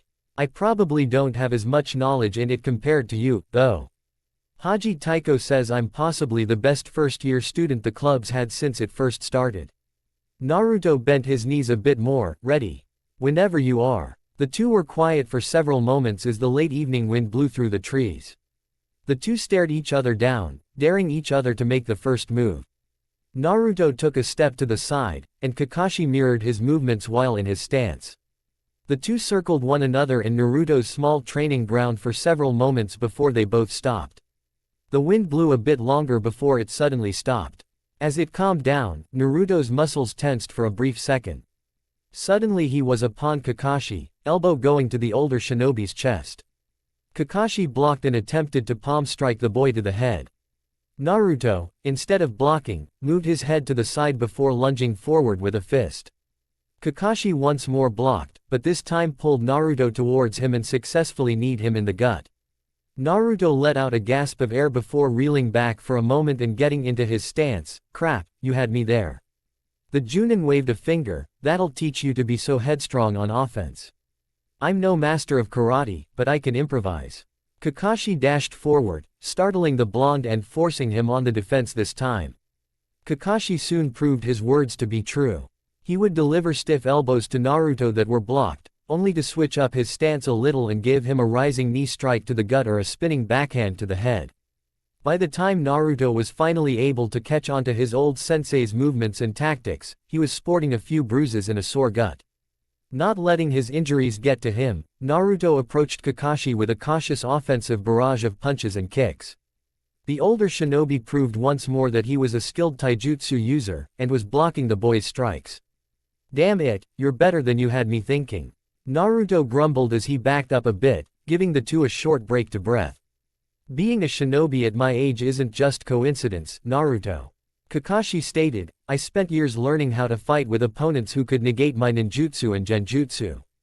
While those two fields of ninja techniques are indeed valuable, a shinobi may not have the ability to access his or her chakra in battle.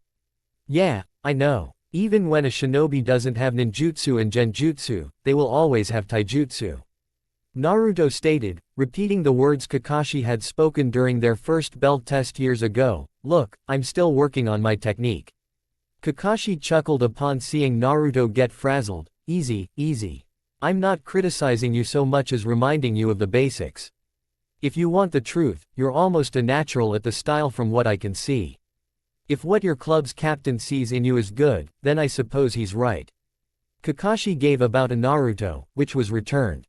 Well, I think we can call it a night. Kakashi spoke, looking up to the slowly darkening sky. It's probably close to 6 by now. Naruto rolled his shoulders a bit. Yeah, I suppose. I need to finish up some social studies work for Nekonome-sensei's class anyway. Kakashi frowned. You didn't take care of that before we left to train here. No. Naruto admitted sheepishly. I did leave a clone behind to take a look at the schoolwork, but I can't always trust them. They sometimes screw me over and just shirk off their duties. So yeah, I still have to look it over in case. The Junin groaned. What did I say? I said I'll train with you just as long as your schoolwork's done first. Kakashi shook his head. You cannot neglect your studies, Naruto. Oh come on, it's not like I need to learn anything about society or anything like that. I'm already human. Wrong. Kakashi replied. First off, our world and this other world where people live are different in numerous ways. Knowing their history and the way their society functions will be important should we decide to stay there. Fine, fine. Naruto grumbled in defeat. So, when did you three plan on heading to Japan? In 2 days' time. Naruto frowned. Really? My club has a mock tournament in the human world in a few days. I was kind of hoping you'd be able to show. Oh. Kakashi sighed. Do you have a schedule for any more of the events for your club? The blonde gave a nod. Yeah, I can give you a sheet with the dates if you guys want. I'd love to have you guys show up and see me in action. Naruto flexed an arm while grinning. Kakashi merely rolled his eyes. Okay, hotshot, just get me the schedule tomorrow and we'll do what we can as far as seeing you at your meets. Besides, I'm sure we'll stop by and see you during the Academy's events as well. The two were soon packed and heading back to the campus area. The walk was quiet for the most part, but Naruto had something on his mind that he wanted to talk about with Kakashi. A few things actually, but he decided to bring out the one that was most important to him at the moment forth. Hey, Kakashi-sensei. Will we ever return to the elemental countries? Kakashi continued walking alongside his former student, looking down to him a bit before looking up to the night sky. I hope that we can do so sooner than later. I myself want to see if there are any survivors from the attack. I know for a fact that Yamato was out of the village with Anko, and I don't think Guy's team was in the village either. The Junin sighed. It's hard to give an accurate time frame on when we can possibly return. You mentioned that you already have some special training with the toads that you're going to undertake in between semesters, right? Yeah, they're going to train me to be a sage. Kakashi whistled a bit. Wow. Naruto, you'll probably end up surpassing your father and Jiraiya-sama before you hit your 20s with the rate you're going. When Kakashi didn't hear a response from the blonde, he looked to see Naruto looking to the ground. What's wrong? Naruto smiled, albeit with somewhat of a somber look in his eyes. You think that I really can do that? I don't think so, I know so. Jiraiya-sama said so himself, didn't he? The Junin put an arm on Naruto's shoulders. I suppose. Kakashi nodded. See, the man was a master of being a shinobi. He was able to peg people usually right off the bat. He saw something in you from the start, even if you were a bit of a dolt in the beginning. Ouch, my pride. Naruto chuckled. You've grown up though, and shown an exponential growth in your strength since you first started. You think more before you act now when you're in combat, and you acknowledge your weaknesses as well as your areas of prowess. That's a sign of a true shinobi. Kakashi waited a moment for Naruto to take in what he was saying before continuing. The day you bested me in the Rasengan was the day I believed you would someday surpass Minato-sensei. So far, you have yet to prove me otherwise. The Junin then shrugged. Who knows, perhaps someday I'll be calling you Naruto-sama. The blonde rolled his eyes and let out a bark of laughter. Thanks. Kakashi-sensei. The Junin chuckled a bit while ruffling the blonde's head. Bah, learn to take a compliment with a bit more enthusiasm. Kakashi tapped his chin before a thought crossed his mind. You're also probably going to surpass your father in the latest department as well. 2 girls I met, Mizore and Kurumu I believe, told me that you're a pretty nice guy. Naruto blushed a bit. They're just friends. Sure. Kakashi spoke in his deadpan voice, hiding the smirk behind his mask. Your father told me the same thing before he started courting your mother. Naruto went quiet again for a moment. He seemed to be mulling over something, and just when Kakashi was about to question him, he spoke. What were my parents like, Kakashi-sensei? A bit surprised, Kakashi blinked before settling into a grin. They were both wonderful people. Jiraiya-sama commented on how you remind him of your father, and Tsunade-sama always said that you took after your mother. What do you think? The Junin shrugged. I personally think your mother's more a part of you in behavior, but you definitely take after your father in the physical features department. Which is good at your age if you're after the attention of the opposite sex. I'm more like my mom. Naruto asked, ignoring the further teasing from Kakashi. How so? Haha, Kushina was a spitfire with a peppy attitude. I can hardly recall not seeing a smile on her face. Her grin was contagious, even for me, which is saying a lot. Kakashi sighed. She also liked calling me Kaka-chan. Kaka-chan. Kakashi realized too late the mistake he made with reminiscing his past. That stays between us. Oh, I don't know, I think Sakura and Sai would love to hear about that one. Naruto. Yes, Kaka-chan. Kakashi leaned close to the blonde and spoke in his serious voice, "Don't make me give you a review of the Senengarashi." Naruto paled, gave a quiet apology, and didn't speak another word after that. Tilde o tilde o tilde o tilde o tilde. Sukune was having a hard time doing his readings for tomorrow. He had gone to see Mocha earlier after school. She was taking art classes of sorts. In exchange for modeling for the art teacher, Hitomi Ishigami, the young vampire was receiving art lessons. Sukune had been curious as to what kinds of lessons she was taking, but the pink-haired beauty suddenly got flustered and told him to leave. He did without argument, but now he was having a hard time concentrating on his work. She had been avoiding him quite a bit as of late. She was always talking with the girls, and whenever he approached her she would stop talking and make an excuse before leaving. Maybe she's annoyed with me, Sukune thought dismally. It wouldn't be that big of a surprise. He wasn't that special, he was just a plain old human. He had no super strength, vast amounts of intelligence, special powers, or anything like that. Sighing, he dog-eared the page he was on before getting up and getting himself a glass of water. In a few days it would be his 16th birthday. He hoped to spend it with Mocha, but with the way things were looking for him now. Knock knock. Sukune turned to his open door to see Naruto grinning. "Hey, Sukune. You still haven't gotten that reading done for Nekonome's class."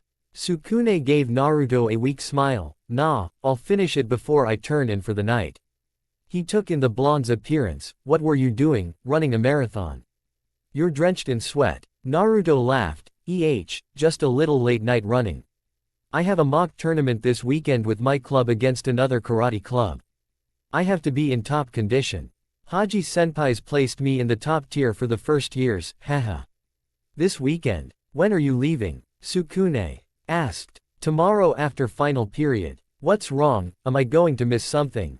Sukune shrugged, not really. It'll be my birthday on Friday, though. Naruto frowned, really? He leaned against the wall. You should have told me. I would have gotten you something. He thought for a moment, maybe I can get Kurumu to let me take suggestive pictures of her and let you have them. Sukune blushed, that's alright. I'll pass this time, hey. Naruto shook his head, your loss, I guess. Well, I'll make it up to you when I get back. We're going to somewhere in Tokyo, Japan. Maybe I'll get you something while I'm there. If you want to. You don't need to get me anything, Naruto. Sukune stated, I appreciate the thought though.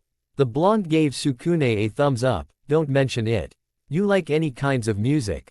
Sports. Music. I'm kind of partial to anything, I guess. The more guitar, the better.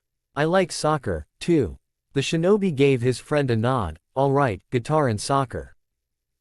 I'll think of something. He looked at the clock on Sukune's wall, which read 8. He looked back to Sukune and waved, well, I got to go. Mizor's expecting me at her place in half an hour. We're making ice cream, I guess. No clue how she plans to do that, but I'm sure it'll be cool. Later, Sukune. Later. Sukune waved goodbye to the blonde. As soon as Naruto was gone, Sukune flopped onto his bed. Naruto, there was a guy who could get a girl to like him. Why couldn't he be more like him? The guy had confidence to spare, was athletic, and a natural at listening and making small talk. He was pretty sure Mizor had a thing for him. Mocha, Yukari, and Kurumu seemed to mention their names quite a bit during club when the Yuki Onna was out taking pictures for the paper. Sukune shook his head, he couldn't be like Naruto. As great of a person the blonde was, Sukune wasn't as outgoing as him. He liked sports, sure, and he didn't mind gym, but he was pretty sure Naruto would mop the floor with him in a game of basketball or soccer. Staring out his window, he grunted in exhaustion before turning back to his book. He may as well try to finish it. Not like he had anything else to do. I still can't believe that ice cream's that easy to make, Mizor-chan. Naruto stated with childlike enthusiasm, taking another spoonful into his mouth, this is just like the chocolate ice cream I had back home. Mizor smiled as she ate her frozen strawberry-flavored dessert, I'm glad it turned as well as it did. I was worried it'd end up being too icy. Yeah, speaking of which, where did you get all the ice for this from? I didn't see you walking from the cafeteria with a bag of ice or anything. Mizore simply flicked her wrist, causing a few flakes of snow to flutter into the air. A look of understanding appeared on Naruto's features before he laughed with a hint of embarrassment. Of course she'd use her own powers for this. So, you have an event with your club tomorrow in the human world, huh? Mizore asked, taking a spoonful into her mouth and blowing out a small breath of cool air. I hope you do well. Naruto laughed. It's more or less just to see how well the new members can do in karate against people outside of our club. I'm sure I'll do alright. The two continued chatting about anything that came to mind. Sukune's party, which Naruto would unfortunately miss, but still planned on getting a gift for, and the term papers due for class. By the time they had finished off the 2 small cartons they made, it was close to 10 at night. Haha, well, now that I gained all the weight back that I had burned off from running today, I guess I'll be on my way. Naruto joked, earning a giggle from Mizore as well. I don't think you need to worry about your body too much as far as staying fit goes, Naruto. She blushed a bit as he blinked. I mean, you're in great shape and you're amazing at sports. Haha, you sure know how to flatter a guy. Naruto scratched his head, his cheeks turning a bit rosy. Thanks again for the ice cream, Mizore-chan. Mizore got up and walked Naruto to the short distance that was between her table and her door. Yeah. Next time you can make something for us to eat. Naruto opened his mouth to speak, not ramen. Naruto closed his mouth and grumbled under his breath while the Yuki Onna just smiled. What's wrong with ramen? Nothing, you just eat too much of it. I hardly eat it more than 3 times a week. The blonde exclaimed. Exactly. Mizore stated. Yeah, well, how about you and those suckers you have in your mouth all day? Aren't you worried about getting cavities from all that sugar? I brush my teeth. Mizore replied, besides, they help keep me cool. They do. Yes. Mizore replied as she opened the door for Naruto. I'm a Yuki Onna. I need to stay cool otherwise the heat's too much for me. They can't be that cool, can they? Naruto asked. Mizore replied by leaning close and blowing on his neck. Her breath sent a pleasant shiver down his spine. Does that answer your question? Why yeah. Wow, it felt like someone placed an ice cube on my neck just now. He grinned as Mizore placed the sucker back in her mouth. You sure are cool, Mizore-chan. I'm just a Yuki Onna. Mizore mumbled, thank you though. Naruto surprised the girl by wrapping his arms around her. I mean it though. You're a cool friend, and I'm glad I was lucky enough to meet you. The purple-haired teen found herself unable to register what was happening for a few seconds. Naruto, hugging, warm, strong arms. She couldn't help but close her eyes and rest her head a bit on his shoulders. Thank you, Naruto-kun. The shinobi pulled back and let go of her and found his face heating up a bit. Mizore was no different, having a hard time trying to keep the head rush from making her fall over. I better get going. I need plenty of rest for tomorrow. Naruto left Mizore's after that. As he walked down the hall, he replayed what had just transpired. I hugged Mizore-chan, and she hugged back, and rested her head against me and it was like the beginning of one of those scenes in Eros Senen's books. Only real. She's cute, and I like her. Maybe. Naruto placed his hands behind his head and grinned. Maybe he would have to bring back 2 gifts from his trip to Tokyo. Naruto woke up the following day and went about his usual morning ritual. After getting cleaned up, he was out the door and off to class. The day went by rather quickly, he noted, and soon enough it was the last hour of his school day. As the bell rang, he headed off to the gymnasium where he would pick up his uniform and gear before getting on the bus to Tokyo with his club. He was greeted by the other members of the karate club as he did so. Naruto, you ready for the tournament? Naruto waved to one of the upperclassmen members. Haha, you bet.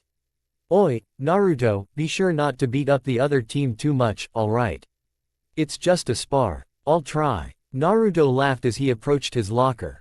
He picked out his duffel bag and made sure that everything that he needed was there. He headed towards the bus where Haji was waiting for the club. As soon as he spotted Naruto he grinned. There's our star first-year member. Well, I wouldn't say that. I still have a lot to learn. Naruto humbly replied. Haji laughed. That's true, but the fact that you acknowledge your need to learn more says a lot about you. I'm counting on you to show what we're truly made of, Naruto. You've proven that you're well versed in the basics, and a little of the advanced techniques. Just do your best and you'll be fine. Haji gave Naruto a slap on the shoulder as he entered the bus. Naruto walked past the driver's seat, but was stopped as a familiar voice caught his attention. Haha, I was wondering when I'd see you again. Naruto froze in place and turned his head to face the very same bus driver who had driven him to Youkai months ago, the bus driver San. Wow, hi. Naruto took a step back, the rather eerie glow from the mysterious man's eyes perturbing him a bit. So you're driving us to this, Tokyo, or whatever, huh? Yes I am. Now go take a seat, the bus will be leaving shortly, the man replied, tipping his brimmed hat down. Naruto did as he was told, taking one of the seats further back and avoiding looking into the rear view mirror used by the driver. Oh well. This beat doing algebra homework by far in his opinion. He looked to Youkai Academy for a few moments. It would be a whole weekend without him to patrol its grounds. The Arashi ninja, who some had come to see as an icon of protection and safety in Youkai, wouldn't be able to protect the school. Naruto got up suddenly and ran to the front of the bus. Something wrong, young man? Asked the bus driver. I'll be back. Just give me a few minutes. Naruto replied as he dashed out the bus entrance. Fair enough, the bus won't be leaving until all of the members are on anyway, haha. Naruto dashed to the wooded area a little ways off from where the bus was waiting. He jumped through the branches of several trees before landing on the ground. He looked around to make sure no one was nearby or watching him and put his hand in a familiar seal. 50 clones popped into existence right in front of him, all looking to him expectantly. Naruto then pulled out from his pocket about 100 seals tied together. These are the durability seals Ero Sennin helped us make back when we were training. I don't know how well they'll work, but at least you'll all be able to endure more than a single well-placed punch or kick. Naruto pointed to the nearest clone, you'll be the head guy while I'm gone. If anything happens, I'm leaving you in charge, got it? If I lose any clones, make more. I've put more than enough chakra into you guys, so you should be able to spare a little to make at least a weak shadow clone. You got it, boss, replied the designated leader of the Naruto clones. Anything else? Keep an eye on the student police committee. I haven't heard anything on them lately, and it's a bit unnerving. Do the regular patrols at night while I'm gone. I'll dispel you guys when I've returned. I want one of you to dispel every 10 hours while I'm gone so I've got an idea of what's going on. He pulled the Arashi ninja outfit scroll from his pocket and placed it on the ground. He placed a seal on the clothing before running through a few seals and pressing his right index and middle fingers on the slip of paper. The seal glowed before a giant plume of smoke filled the area. That should do it, Naruto stated as he looked up 100 outfits like the original. Taking his outfit and resealing it, he pointed to the pile of Anbu attire. That'll be your wardrobe while I'm gone. The durability seal was placed on those as well, so they'll be able to endure. It'll save you guys the trouble of wasting chakra with a henge. The clones all gave a nod and began to pick up their clothes. The extras were taken by a few of the clones and placed in sealing scrolls that had come with the replicated suits. Hey, question over here. Naruto turned to one of his clones. Yeah. Do we get breaks? The clone asked. Few of the clones gave grunts of agreement while some groaned in annoyance at the stupid question.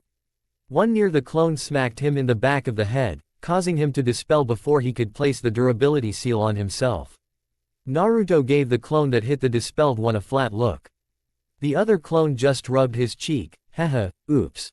Naruto put his hands together and made a single clone to replace the lost one. The clone joined the ranks and Naruto cleared his throat. As for breaks, don't spend too much time relaxing. You're in charge of keeping Youkai safe while I'm gone. Alright. There were a few grumbles, other gave a simple, alright, while others saluted. Naruto gave one last look to the group before waving them off. Later guys. Keep Youkai safe for me. The clones gave their creator a farewell while placing the durability seals on themselves before scattering to put on their Anbu gear and begin patrol. Naruto was soon back on the bus. He felt a bit more secure with his clones patrolling the area. They may not have the same amount of chakra as he did, but they had his strength and his knowledge.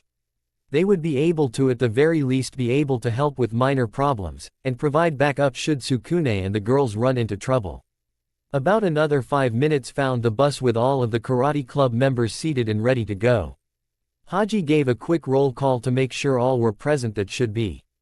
After confirming with the bus driver that all was good, the vehicle's engine roared before the bus got into gear and took off for the mysterious tunnel leading to the human world. Tilde oh tilde oh tilde oh tilde oh tilde.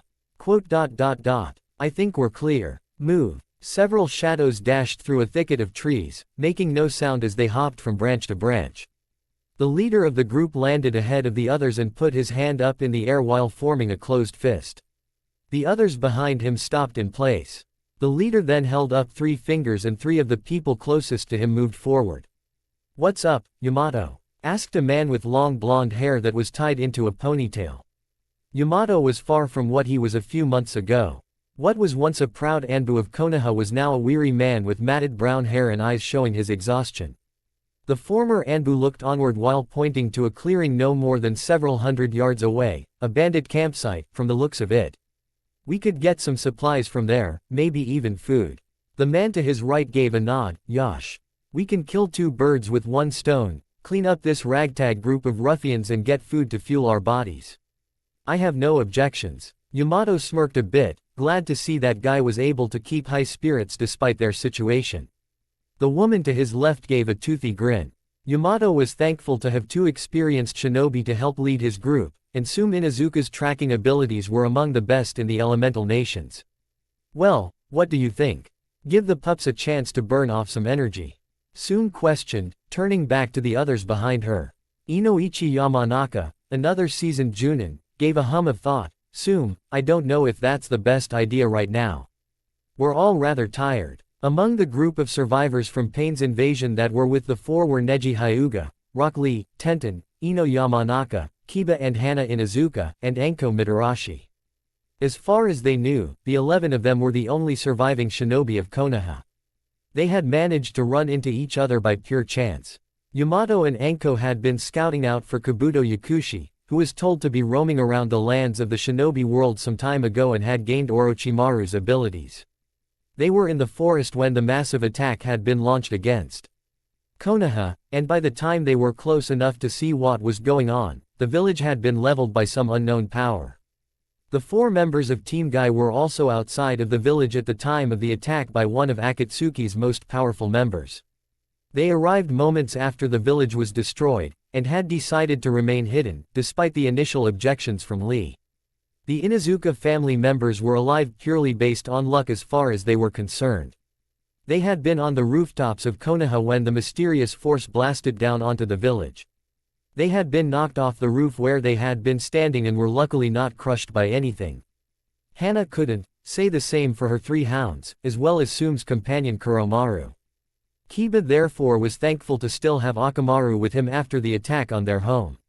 Ino and Inoichi also managed to escape with their lives. They were well protected from the attack by the basement of the one of Konoha's many information-gathering facilities. He and his daughter had been peering into the mind of one of Pain's loyalists they had managed to secure thanks to Jiraiya's efforts when he infiltrated Omegakure months ago. They both nearly died when the ceiling above them collapsed, but had survived. Now they were shinobi without a home or village to claim loyalty to. They were still shinobi of the Hidden Leaf according to their Hittite ite, but said village was nothing but a crater in the earth now. They knew nothing about other possible survivors aside from Neji mentioning that he last heard that Hiyashi and Hanabi were somewhere within Fire Country prior to the attack. He stated that there was a place the Hyuga could go if something would ever happen to Konoha. The location was a tight-lipped secret though, and Neji would need to contact the 2 Hyuga first by messenger bird to verify if they were residing in the designated safe haven. Returning his attention to the others, Yamato spoke as he looked to the others back further, asked them if any of them want to help. "I'd rather not risk their safety, but if they feel up to it, the more help, the better. I'm guessing there's about 30 to 40 bandits in the camp, including those patrolling the surrounding area. If we can surprise the majority of them in the campground, we'll be able to secure the area and clear the place of them as well." Inoichi shook his head, "To think we've fallen to such a level." Yamato frowned. "I'm not a fan of pillaging, even if it's a bandit camp. Still, we're low on food and weapons. We don't have many options. After a few minutes, it was decided that Guy, Sume, Yamato, Anko, Kiba and Akamaru, and Neji would lead the initial assault while Lee, Ino, Inoichi, Hana and Tenten would hang back for support in the trees. As soon as Yamato gave the signal, the 6 shinobi and 1 ninhound attacked. The bandits were caught completely off guard, and few were able to counter the ambush. Those that did were unable to do little more than pull out their blades before receiving a shuriken or kunai to the throat from one of the 5 hanging back in the tree line. In little more than 10 minutes, the bandits were all killed or incapacitated, though the former seemed to be the state for most of them. Yamato grumbled as he rummaged through the tents, "There's nothing more than salted pork, stale bread and some dried fruit. Anyone have more luck than me? I found some decent knives we can use." Tenten called out, "They're nothing I'd call combat-worthy against shinobi, but they'll suffice. A few pounds of dried beans over here." Neji replied, holding up a large bag, "There's a few bags of rice as well. I found some wire we can use for fishing at the creek south of here."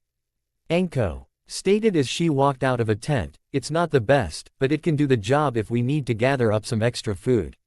Yamato smiled. It was a better turnout than he had expected. Some food and a few resources to get them by for a few days' time, good. Let's return back to camp and figure out who will be in charge of fishing this time.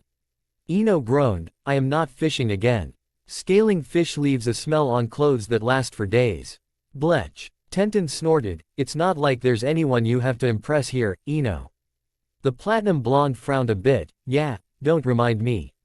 Guy felt the sudden drop in the team's morale, and struck a pose, "Come on now. Let's make a contest out of it.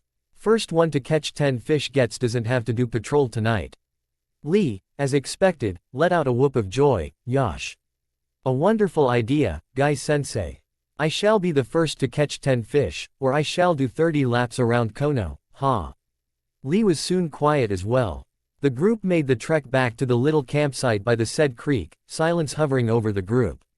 Hana, Anko, Inoichi, Neji, Guy, and Tenten had decided to be in charge of bringing in the trout for dinner tonight. Meanwhile, the others did what little they could to keep themselves occupied. Yamato went and gathered some firewood while Lee tended to the cooling embers to get said fire going again. Soon got water for the 1 kettle they had managed to find on a previous ransacking of a bandit campsite north of them, and Kiba and Ino were left with preparing the few vegetables they had for dinner. Kiba, the Inuzuka boy, looked up from slicing a small carrot to the blonde by his side, "What's up, Ino?" Ino was quiet for a few moments, unable to think of what to say. Eventually Kiba lost his patience and nudged her. She blinked before shaking her head, Sorry. I was just thinking." "I can see that," he replied with a weak grin, "What's eating you? Do you think that we'll ever see anyone else from Konoha again?" Kiba opened his mouth to speak, but was surprised to find himself short on words. It had been quite some time since they had run into any other ninja, Konoha or otherwise. As far as they knew, the odds of such a thing happening looked grim. "I don't know, Ino." Ino gave a shuddering breath before continuing, I know it's not right as a kunoichi to try and hold on to such stupid hopes, but, well, it's just that I find it hard to believe that we're all that's left." She shook her head, "There were some people that we have no proof of being dead or not. At least we found Shikamaru and Choji's bodies." Shikamaru and Choji's deaths had been a devastating blow to the young kunoichi. The two were among the few stable pillars to her life, and when she had seen the 2 young Chunins' bodies buried in the rubble, she had simply let the floodgates open and bawled her eyes out. Kiba placed what he hoped was a comforting hand on her shoulder. He wasn't feeling much better himself. Hinata had been killed, he saw her lifeless body near the Hyuga estate's ruins. Shino had been found as well among the numerous bodies that he recognized. Kurenai had died too, that had been an especially tragic death for the group with the fact that she was expecting a baby. Ino and Kiba had lost their entire team. They were at least thankful to still have some of their family left. Ino leaned into Kiba's shoulder and began to sob quietly, I just wish that I had been there, maybe I could have helped." Kiba didn't try to resist when she ended up hugging him a bit. He didn't know what to say, he had never been a master at using his words. He preferred action over word of mouth, in all honesty. Still, Ino was his friend, despite how little they actually knew about each other. They had graduated and grew up in the same rookie genin group. Those kinds of bonds don't just fade when you're a shinobi. I feel the same, Ino. Hinata and Shino, and Kurenai-sensei. They all were killed too. I was off helping fight the enemy in a different area. Kiba found himself shedding tears as well. Lee, who was looking towards the two, sighed sadly, which surprised Kiba a bit. We have all lost dear friends. I only wish I could have been there to help. I would gladly give my life in exchange for the life of our friends, but… Lee, don't say that. Ino spoke quietly, looking up. Our friends wouldn't want that. They would want us to keep living. Lee blinked before looking down. You are right. Forgive me for thinking such things. Ino managed to smile. It's all right, Lee. Just don't go and think that you deserve to die because you survived the battle. Kiba gave a nod as well. Yeah. Besides, we still have allies with Suna. It may not be Konoha, but they would more than likely welcome us to their village. You think so? Kiba gave a toothy grin, his sharp canines poking out from beneath his upper lip. Definitely. Right, Akamaru. The giant white nin hound gave a loud bark while wagging his tail before walking over and sitting next to Ino and giving her a friendly lick. Ino laughed a bit before petting the dog. Thanks, Akamaru. Lee clenched fist before speaking again. I am certain that as long we have faith in ourselves and continue onward, we will do fine. He turned back to the fire before continuing. Yosh, let us continue with preparing the fire and food for dinner. The other two silently agreed, and continued to clean the vegetables and cut them into smaller portions for the rest of the group. It may have been a rather bleak situation for the group, but there was one thing they still had, despite all that they had lost, their lives. Thank you for listening. I do hope you guys enjoy. If you guys enjoyed this, what if you want a next part of this video, like, subscribe and comment down below and turn on the bell notifications, and also check out the other videos that I have created and enjoy. See you in the next video. Peace.